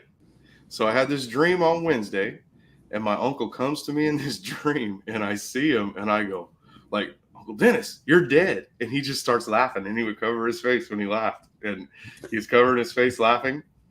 And he told me, I know, and he's laughing at me. And he said, hey, tell Luke to get Harley a milkshake and a hamburger. And then that's it. And then I wake up. And so I'm like, dude, that was crazy. Okay. Did you go get a milkshake and a hamburger? So yeah. So the next day, I have the same dream, but this time I don't say he's dead, and I'm just like, Uncle Dennis, like you're back type reaction. And he tells me, hey, tell Luke to get Harley a milkshake and a hamburger. And then I'm saying a milkshake and a hamburger. And he says, yes, a milkshake and a hamburger, and then that's all I can remember. So that's the next day. Usually tell you twice. No, my uncle, if he was alive and he'd have said that, I'd have been gone. I would have just went. Right. Yeah, you would have done as you were told. So Luke is his son. That's our other cousin. So the next day, so now this would be on a Friday, right? Same thing. But instead of, hey, Uncle Dennis, it was, hey, hell, I told you, you tell Luke to get Harley a hamburger and a milkshake. Like my uncle would tell me if he was mad at me. So now that was a Friday. So on Saturday, I could not do. I had to go to Luke's house and tell him, right? I go, Luke, I have to tell you this because I'm having this nightmare because it started out as this was seeing my uncle, but now he's yelling at me, like it's kind of scary because he's pissed off. I don't want Uncle mad at me. And so I tell him, having this weird ass dream, dude. And for some reason, he's telling me to tell you to get Harley a milkshake and an ice cream. My cousin tears up, makes me tear up because he tells me, Sonny, he used to take him like twice a week to get him a milkshake and an ice cream from Rallies. I think it was Rallies or hamburger, something like that. Yeah, an ice cream and a hamburger. From Rallies, right? And so he didn't want to break his. He was telling me or ice cream, or to me it was a milkshake or ice cream, but it was a hamburger, a milkshake, or something. And whatever it was that I told Luke is exactly what he used to get him. And that one kind of is what made me start coming around to like, that was kind of weird. Like did I know that? So did I just know that and not remember it? Or I could never figure out how that dream worked. But as soon as Luke was supposed to remember and he wasn't doing it. No more dreams. No more dreams like that after I told him. That's wild. But that's what ended it, was me telling Luke to do it. And then if he did it or not, it wasn't up to me no more. I suppose if there's a safe way for someone who's passed away to speak with us, that would be the safest way through a dream, because that's exactly what we'll probably think it is. It's a dream. It won't scare us to death. But because, I don't know, because it wouldn't be natural to have someone that's passed away suddenly be in your doorway and go, hey, it's all right, don't be frightened. I know I died 10 years ago, but I'm here just to tell you. I think you'd go, in that instance, you'll find that if that was to happen, it's usually something they're trying to tell you, something absolutely important that might be even a matter of life and death. I've heard of stories where people have been in bed and all of a sudden a relative would literally open the door that's passed and say, hey, you need to do this. If you don't do this, it's going to be very bad. I've heard stories like that too. I had a dream that I hung out and partied with one of my high school buddies that I used to party with way back then. Like, I was grown like I was at the time I had this dream. Got to pulled up to a house, got out of a car, and he was in the front door with the door open. Go in. I sit there having shots with the guy in my dream for hours. We sit there until the sun's coming up and shit, drinking and having a good old time. Before we leave, and it's like I didn't even realize he was dead either. It's like I don't realize until after I'm not talking to them anymore. Yeah, that you realize this. As I'm getting ready to leave and everything's dying down, he's like, "Hey, tell everybody I'm cool, I'm good." And I was like, "Okay, I'll see you later." And woke up. There you go. The next morning, out of nowhere, his sister messaged me on Facebook Messenger, "Hey, how you doing?" And I was like, "Wow, Trip, you hit me up today. I had a dream about your little brother just last night." He said, "Tell everybody," he did like this, "Hey, I'm cool." And she just started crying and was like, I needed to hear Pass that. the word on. It was, I don't know, I thought it was pretty neat. Yeah, you hear stories like that too. Animals are really good about doing that too, letting you know that they're okay after they pass. And getting a message from her, I haven't heard from her in a long time. Like it was meant to be heard. As Gemma would say, it was meant to be heard. I very seldom get the good news stuff. See, me too. I always get that. It's happened for me since I was pretty young. Guys, I can this is gonna sound stupid. I don't even like saying this, but I can tell you if the phone's gonna ring or something like that. Like I would say, "Hey, hand me the phone." Just a regular phone, not a cell phone back in the day. Hand me the phone, it's gonna ring, like cordless phone. And it would ring, and Deanna, that's my wife now, she thought that was a trick back in the day. Like I had told someone to call it an exact certain second or something. Right. And I would tell, and I didn't want to say, "No, I just know things like that." It sounds crazy. My mom didn't believe now that we're married, and it's happened a bunch of times. My mom was the same way. She didn't believe in any of this. Well, she was in the movies and stuff. And I mean, it's like, and when I was growing up, my mom and dad were pretty good church-fearing going people. And so when I'd bring up what I'd see, because I tried to tell them as I was a kid, "Hey, I'm seeing this stuff." I'd sit in my backyard, and every day at 3:00 when I was out in my backyard, I'd watch this guy come out of the cemetery and literally walk through all the fences and walk right by me, look at me and go like this. That's why I do this when I leave now, because he always did this. He'd look right at me and do like that and just keep walking every day at 3:00. I always made sure I was out there playing with my stuff just to watch him walk by. And she goes, "What are you watching?" I go, "This guy comes by every day at 3:00. He walks right through the fences and waves at me." And that's like one of the few times I actually see actual ghosts is when I was a kid. But as I got older, from ghosts to seeing the things that followed people.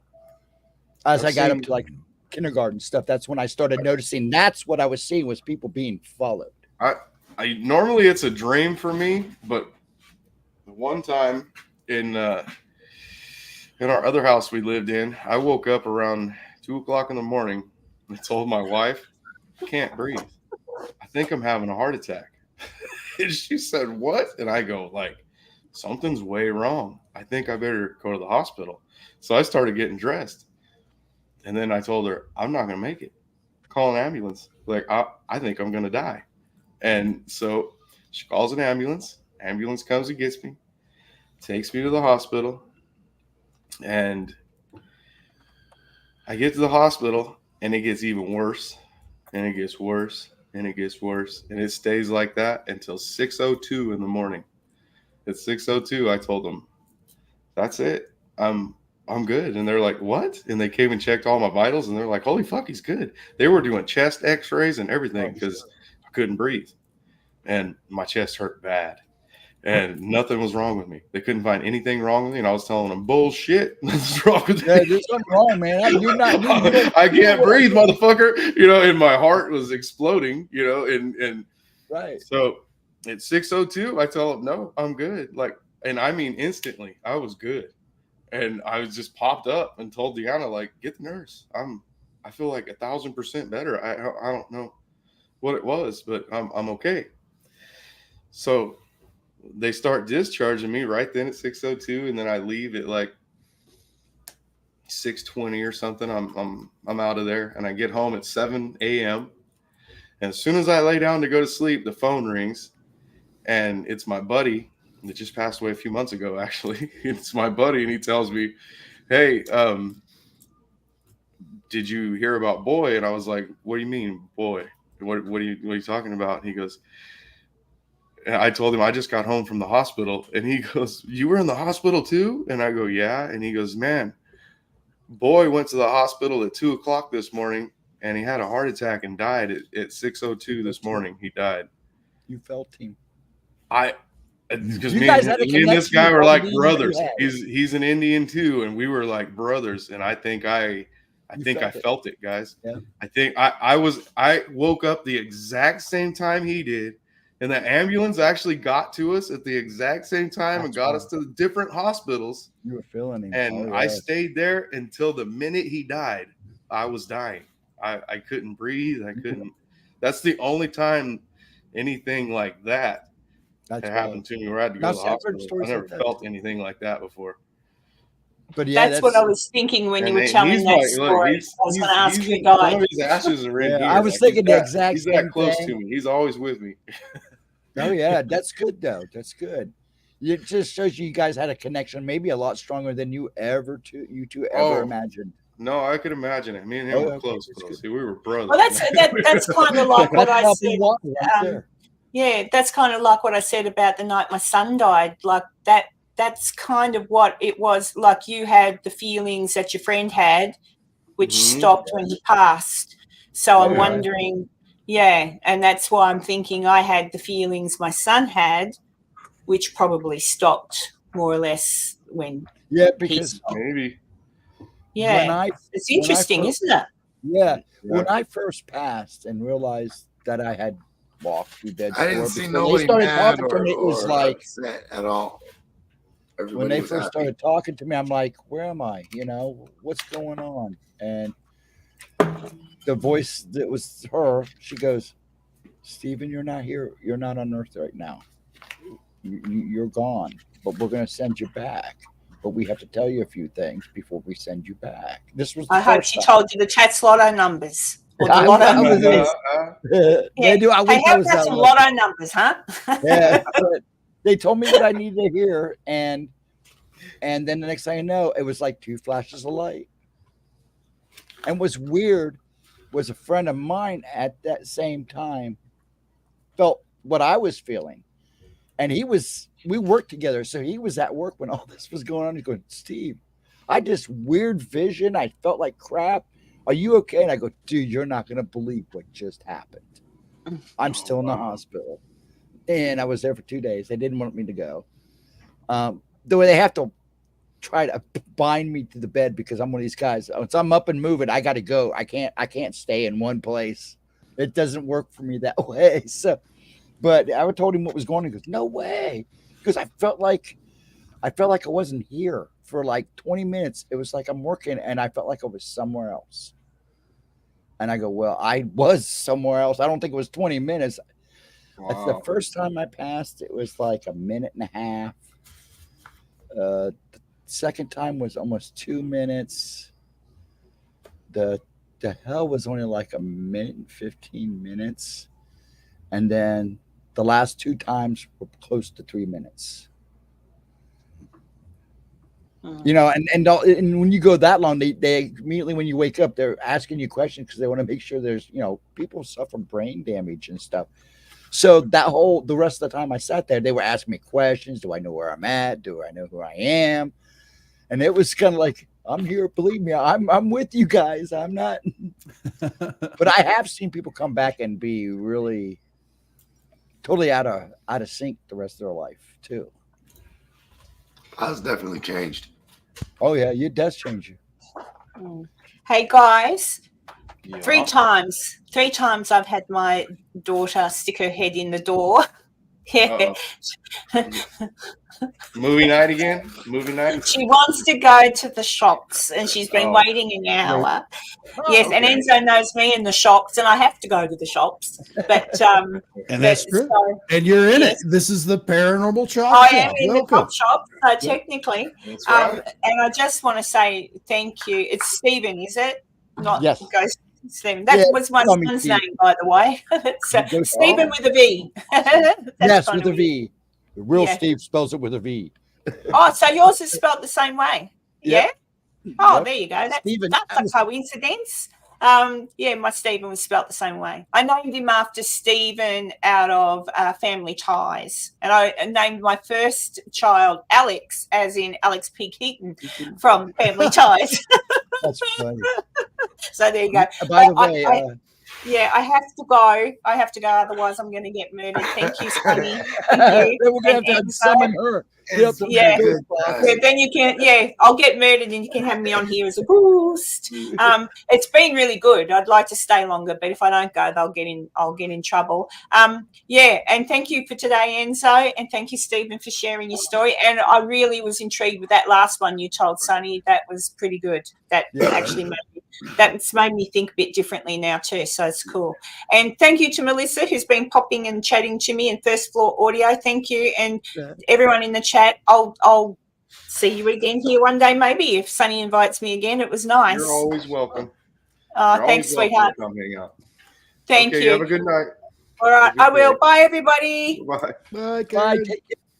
Hey, Ghost Dragons. When I started doing that phone stuff around my wife, just hand me the phone, or I would tell her something's going to happen, and then it happens. She told me to stop doing it. Like, okay, we were in a store one night, and it was like 9 o'clock at night, and it's a little town called Selma, and they had like I think it's a Save Mart or Safeway or something. Safeway. It's a grocery store. We're in this store, and we're walking down this aisle, and I just stop. I'm pushing the cart and I stop. And this is before cell phones and shit, I mean, if you had a cell phone, I would have had a big old bag phone. Big old purse. It would have been a bigger phone. I know. Nothing fancy like we got now. So we're walking through the store, and I just come to a stop with the cart, and I look at her and I go, "Hey, we got to go." And she goes, "Why?" And I go, "I don't know. But I'm telling you, we got to get the fuck out of here." And she goes, "What are you talking about?" And I said, "I'm telling you, I don't know, but I'm telling you, we got to fucking go now. We have to go now. Like we got about a fucking minute to get out of here. So we got to go." And she's telling me, "No, it's okay." Like she's trying to calm me down. It's okay. And so she looks at my watch, right? I have a watch on. And she looks at my watch and she goes, "Just watch your watch, and we'll watch for like 30 seconds because we've been talking." And she said, "We'll just watch 30 seconds go by and you'll see nothing. It's going to be okay." Like, because I was really freaked out, dude. And I felt so stupid because 30 seconds goes by. So I told her, we got like 1 minute to get out, and nothing happened. And I felt like a fucking idiot. But the thing is, so I grabbed the cart, and as soon as I take one step, the whole store just goes black. And everyone starts screaming in the aisles around me, and it's so black you cannot see like this. It is black, dark, and it's a big, huge store, and there's people screaming to the top of their lungs. So I don't know. There's people in there killing people. People freak out in the horror movies. I can't see Deanna, but I'm looking in the dark going, "I fucking told you. I fucking told you. You're fucking out. I told you we gotta get the fuck out of here while the lights were still on. We gotta make people hate it when I do that. I don't do that too often, but when we you got get a out warning, there, something in your body goes, with flashlights and walk us out of there. When we got out, she told me, "I'm listening to you next time." I know. She said, "I don't want to know no more. Like, don't tell me no more." That's wild. It was it's too scary because I don't even know how I know it. That happens. People like that. You could ask Billy. Like I like to play FanDuel gambling games. People talk about hitting the lottery numbers. I can't do that. But for some reason in FanDuel, I just know what's going to happen, and I pick those players. I win all the time. You know that I don't know if it's even still around anymore. There used to be a game site called Pogo, and it was like you didn't really win anything. It was more like for fun, like chat rooms. But you had Texan Hold'em, you had slot machines, and you just went in there and talked and played. You don't really, I don't think you ever, unless you hit like a jackpot, you don't win anything. It was called Pogo, and I used to go on there and play 21. And it was funny because I never lost. And they go, "How do you do that?" I go, "I don't know." You know what? The first time I took Deanna to Vegas. Yeah, I think it was the first time she had went. We went for like 3 days. I stayed at a blackjack table for 2 days, and she at first she was mad, okay, because she would walk up and look down, and then all you see in front of me is like I had 3 trays, right? Well, they're only $1 chips, so it's $300 is all that was in there. So she would look down and see that and be like, you've been here for 8 hours. After like 8 hours the first day, she's like, and I told her, yeah, I think I better stay, and then she came back a few hours later and she goes, dude, we're going to bed. And I told her, I'm not going to bed. That's not happening. And she goes, you gotta watch doing that too, because sometimes you run yourself dry. Well, yeah. No, eventually you always do. Time. Not that time. That's good though. When she came back that last time, I told her, hey, before you go to bed, you need to take this money with you. And she looked down at those 3 stacks of chips are still there, that $300 because I started out with $100. So there's $300 out there.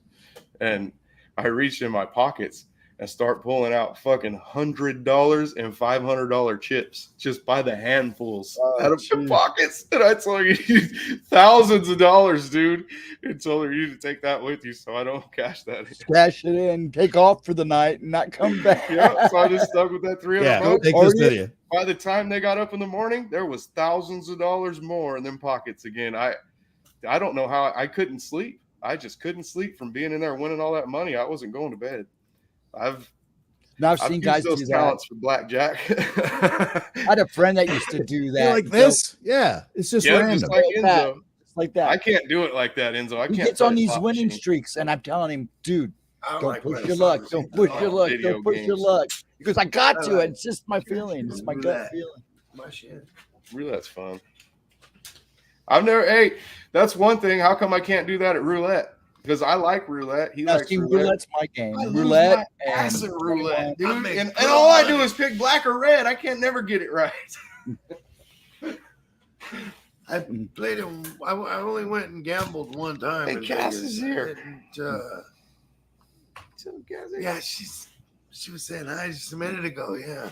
Hey, Lee. I didn't have chat on. I sat here. Lee's been in here all night for a while. Yeah, I Lee's been here for a while. I forgot to turn the chat on, and I'm just looking at you guys, not even paying attention to chat. But yeah, but like phones and those. See, I always try to, when it comes to the those phone apps and those things, I try to tell people, man, you got to think of it as a Ouija board. You really do, because you're really inviting them in. When you open a Ouija board, you're doing the same thing you're doing with those phone apps. And I don't know how many times I've heard, or seen shows or even in here on YouTube, something followed me home. Well, good or bad, they shouldn't have followed you home in the first place. That's the thing. If they come to have tea, that's good. I mean, if you're willing to welcome them in, but sometimes it's not always the best thing to do. I watched a guy's show one time on here. I don't remember where I found his link or what the show's name is either. Damn it. But anyways, I've only seen his show a couple times, but when I did go in there, he's got this big setup around him, like computer, and he's playing that stuff in his house and like talking to spirits, right? Oh, is that Huff Paranormal? That sounds like he builds those ghost box. Okay, I think we're talking about the same guy. Yeah, maybe. He talks to movie stars. Older black guy with. No, this is a white guy, just a white guy. But there is a couple that do the same thing that he does. And this guy though, because I'm watching his show and I can hear clearly like what they're saying. Okay, and as soon as I start thinking it, you can see people in chat saying it like, yeah, but it could all be recorded. So this man stops the show, right? And he goes, how many fingers am I holding up? And no answers. And I mean, this goes on for like a good probably 30 seconds to where you thinking he's just going to make a fool of himself, right? Before someone goes 4 over the machine. And then you hear a bunch of them 4, 4. Yeah. I was like, okay, that was a little spooky. If he is playing us, you know, he's doing a good job. There's a guy. That was a good job. Huff. I don't know his first name. He's pretty famous. He does Huff Paranormal. That's what he does. He builds these ghost boxes. And he talks. Every time a movie star dies or passes, he tries to reach out to them. Like he made a big deal. He talked to Robin. Now, some people have proven him to be a fake. But my problem is maybe these people don't want to be contacted. When you call them out and they do show up, you got to make it worth their time or just let them go because, you know, there's things they need to do. There's a process you go through when you pass.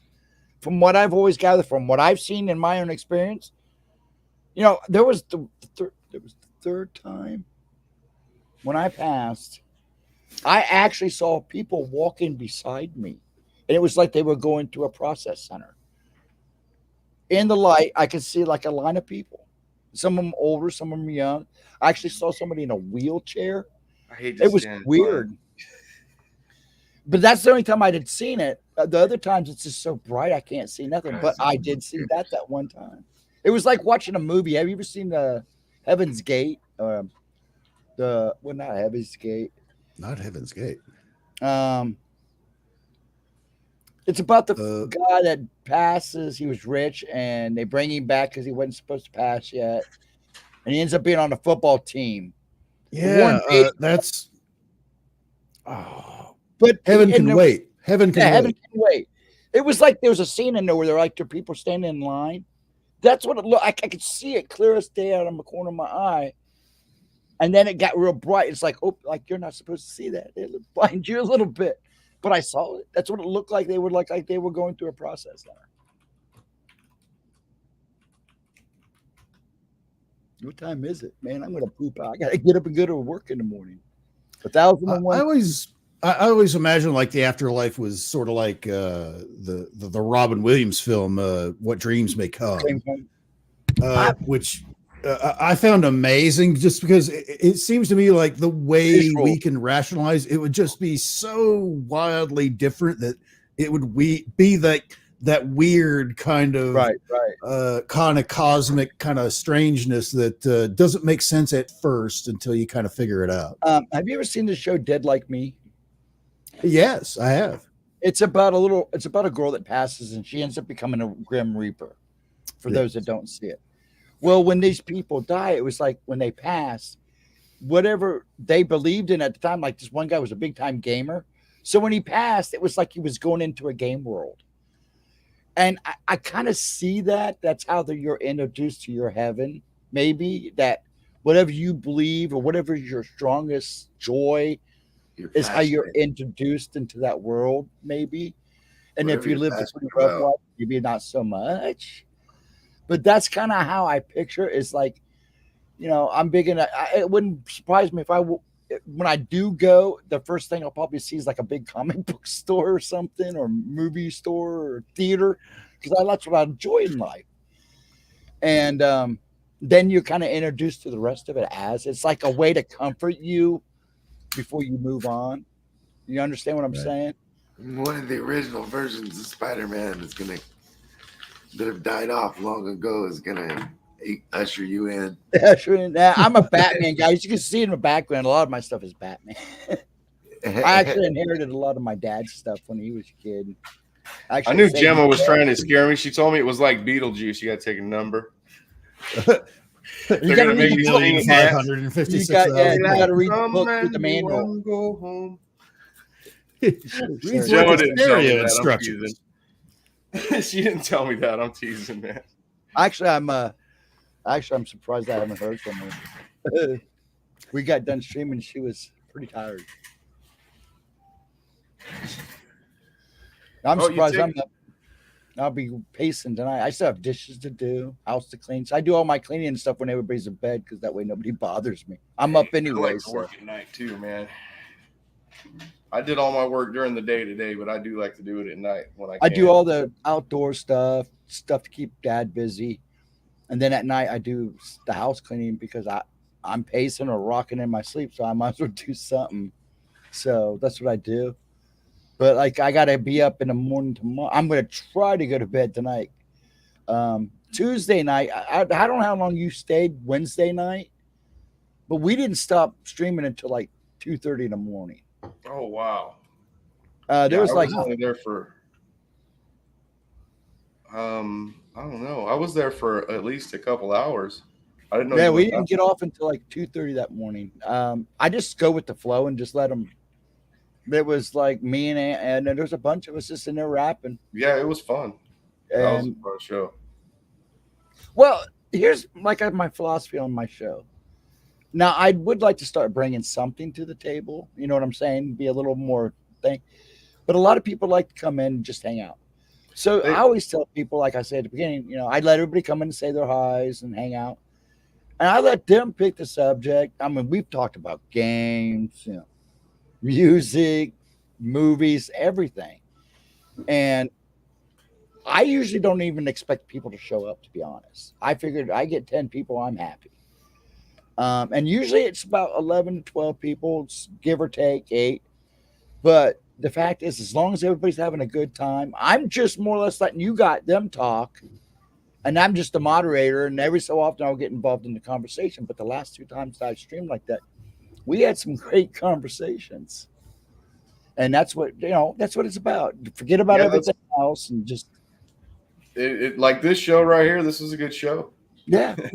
And I tell you, it's something that we just threw together. You know, I always know when you get in trouble because then I don't see your full.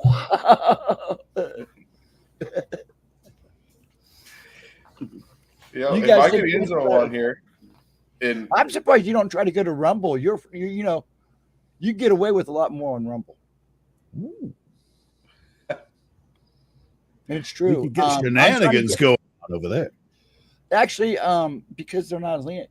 And if you get tips, you get to keep your tips. They don't take half your tips. Mm.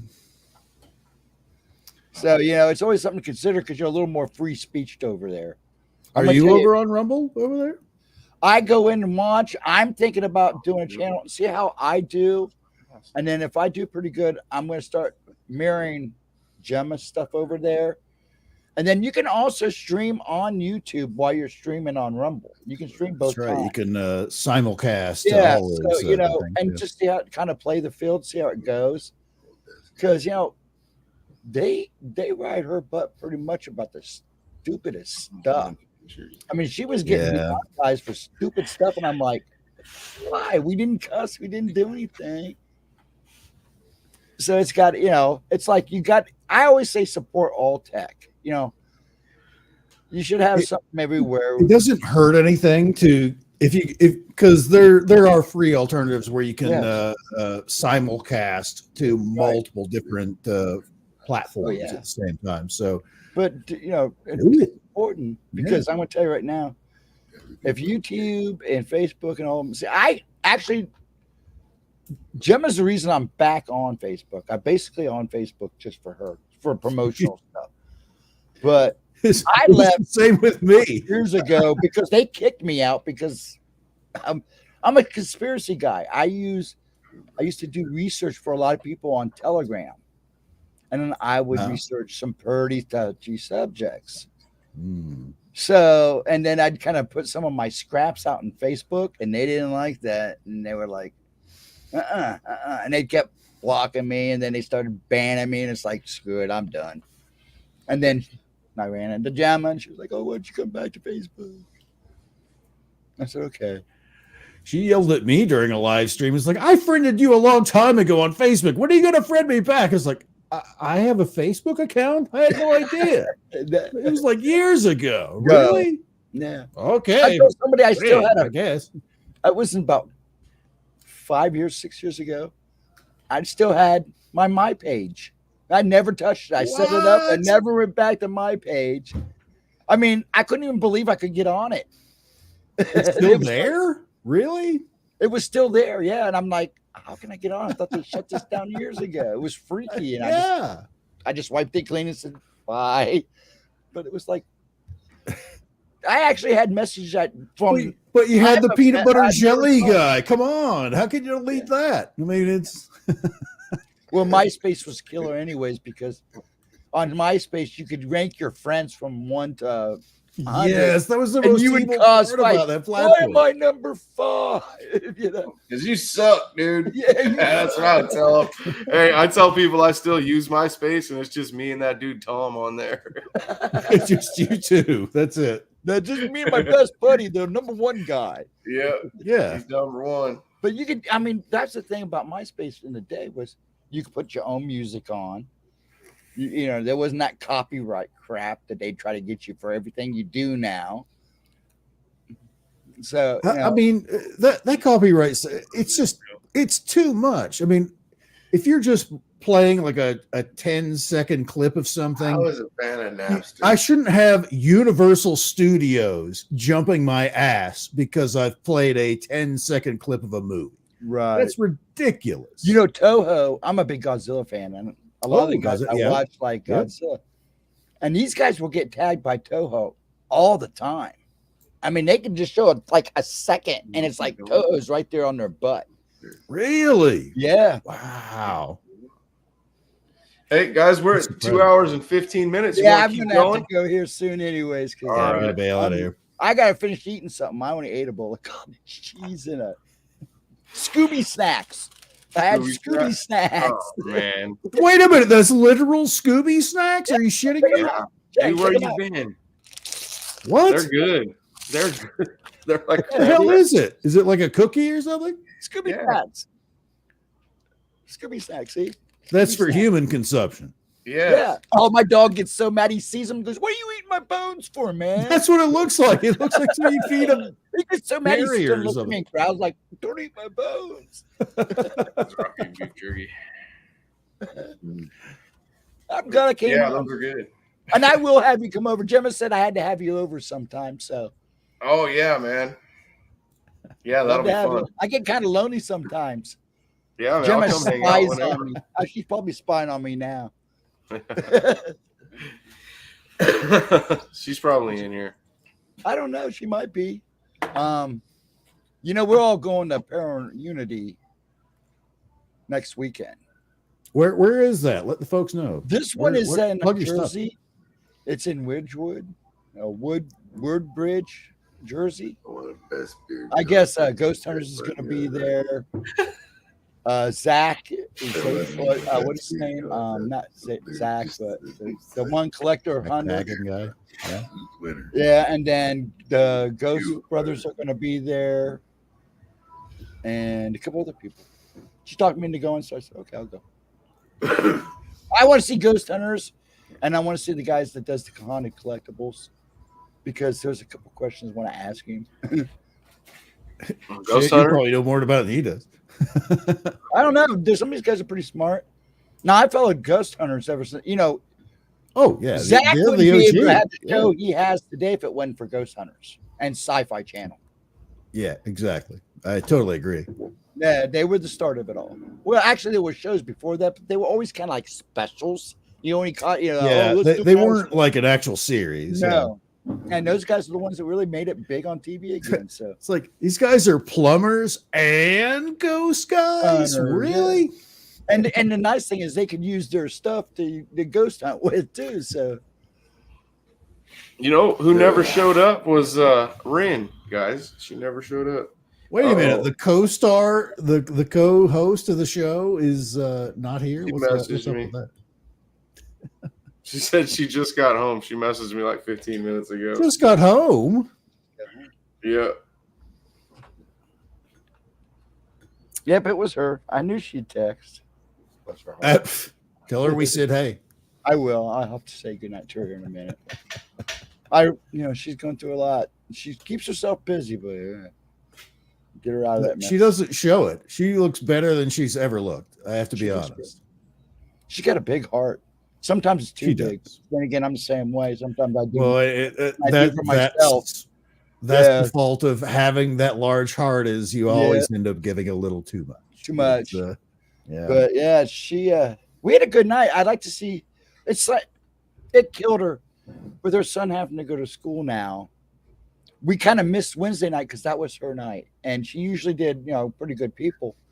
But now she has to flip back and forth between Fridays and Saturdays because every other weekend she goes to her mom's. How old is her son now? He's 5. He just started kindergarten. Okay. So yeah, now she's getting used to all that, and it's like I gotta switch to Fridays and Saturdays because Fridays she's home and then Saturdays she's at her mom's. So it's the best time for her to stream then is Saturday. But I do miss this. That's why I started streaming because I was doing the weekends midnight shows, just hanging out like we're doing now.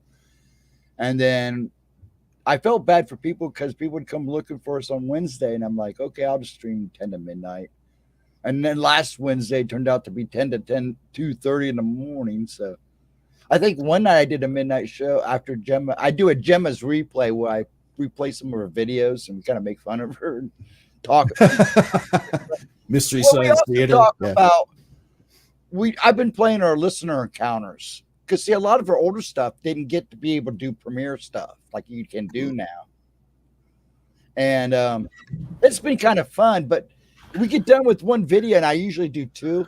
And it's end up in the conversation until I think one night I didn't sign off the stream until like 4:00 in the morning. Whoa. I mean, I was almost tempted to go get a bowl of cereal and just eat a bowl of cereal. just stay awake. Yeah. Don't even bother going to sleep at that point. Yeah. I didn't that night. I just stayed up and went right back to work and Speaking of bowls. So, but yeah. As long as there it is. In there somewhere. Oh, yeah. There's 2 of those in there. But all right, guys. Hey, this was good times. And yeah, I want to come hang out with you over there on the other channel. We'd love to have you. Just let me know when you come. Now, like I said, I'm not going to be streaming Wednesday. We're not going to be doing oracles this week because her mom wants me to come stay with her. So I'm leaving Wednesday and then going to be with her mom until we go to the paranormal. I won't be back until the following Tuesday. So sure, you go pick on her on Tuesday when she does talk in the afternoon if you're not busy. I'm going to be on Jess Rogie's show on Halloween night. Cool. Ooh. It's going to be. You have a costume? It's going to be fun. The guy that was in here earlier. Yeah, we were talking about costumes. I don't got one yet. I need to figure that out. Why don't you dress up as an RC car? Put little wheels on your arms and put a little fake motor on your back. Yeah, we're gonna figure something out, me and her. There you go. But yeah, guys, this was fun. I want to do this again. Now that I got you on Messenger, I'm gonna start dropping your links, Steve. Oh, that's fine. If I'm not busy or dealing with that or if not. But yeah, just drop me a link. Yell at me. I ghost a lot of channels. I'm in a lot of chats. I just hide. As you know, I have speech problems. I'm surprised I do as well as I do now. But they've done a lot of work on me lately. You did great all night. What? Yeah. They've done a lot of work. I'm finishing up now. Hopefully I can actually seems like now I'm getting to the point where I'm getting tired. Yeah. The tremors are starting to make me tremor and they stutter. So yeah, it's probably good that I sign off now anyways, but I'm surprised I do as well as I do. So well, I'll take us out with our I don't got it uploaded. I screwed up, man. See what happens. Every time. Screwed up. When I started the show, I didn't have it uploaded. I was going to do this during the show and forgot. Anthony made us a new intro. I wanted to use it for tonight, and I forgot to upload it to the. I can't do it unless it's uploaded to here. I didn't know that, but I'll get that figured out. But all right, guys. Yeah, I'm just going to end the show. Hey, Window Lickers just came on. He's in Vegas. Where you been? We've been here all night. You in Vegas? Well, I'm going to go ahead and get out of here. Thanks for having me. Hey, man. And I'll guys talk to you guys soon, man. Yeah, I'll see you soon. Peace out. I'm going to go find me a sandwich before I go nuts. Enjoy. Take it easy. Thanks for coming on, brother. Have a good one. Thank you for having me. Sonny, you guys be safe out there, okay? All right, man. I'll see you soon. Later. Stuck on a broken plane. They had to pull over in the sky. What's wrong with it? You're I'll go and fix it. fine, man. You should have just drove. You do know I was an aircraft mechanic for many years, so maybe I could help you out. So this was fun, Enzo. I had a good ass time. This was a good show. Oh, it was amazing. Are you kidding me? This Poor was Rin missed fantastic. out on it. She just barely got home. Yep, she missed the entire show. Everybody Because it's not every day you get to see me wearing this hat. showing up now. Yeah. All the cool kids are coming out. Look at this. Josh, if you turn your phone off, that plane will be able to take off. You're supposed to have it on airplane mode. That's it. That's why they can't take off. You got your phone on. You're sending emojis, and that's why they can't take off. All right, man. I'm going to end this. I got to go in there and drain the weasel. I got to take a leak. All right, guys. Have fun with it. Yeah.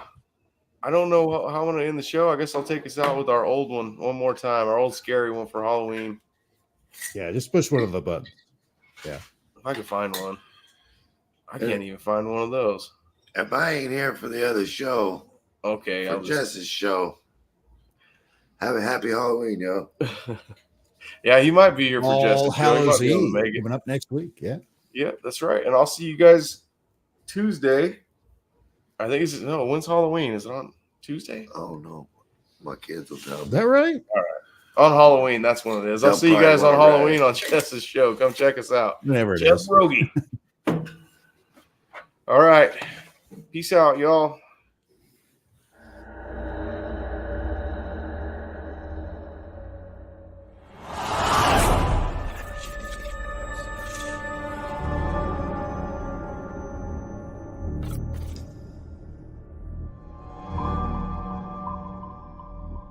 you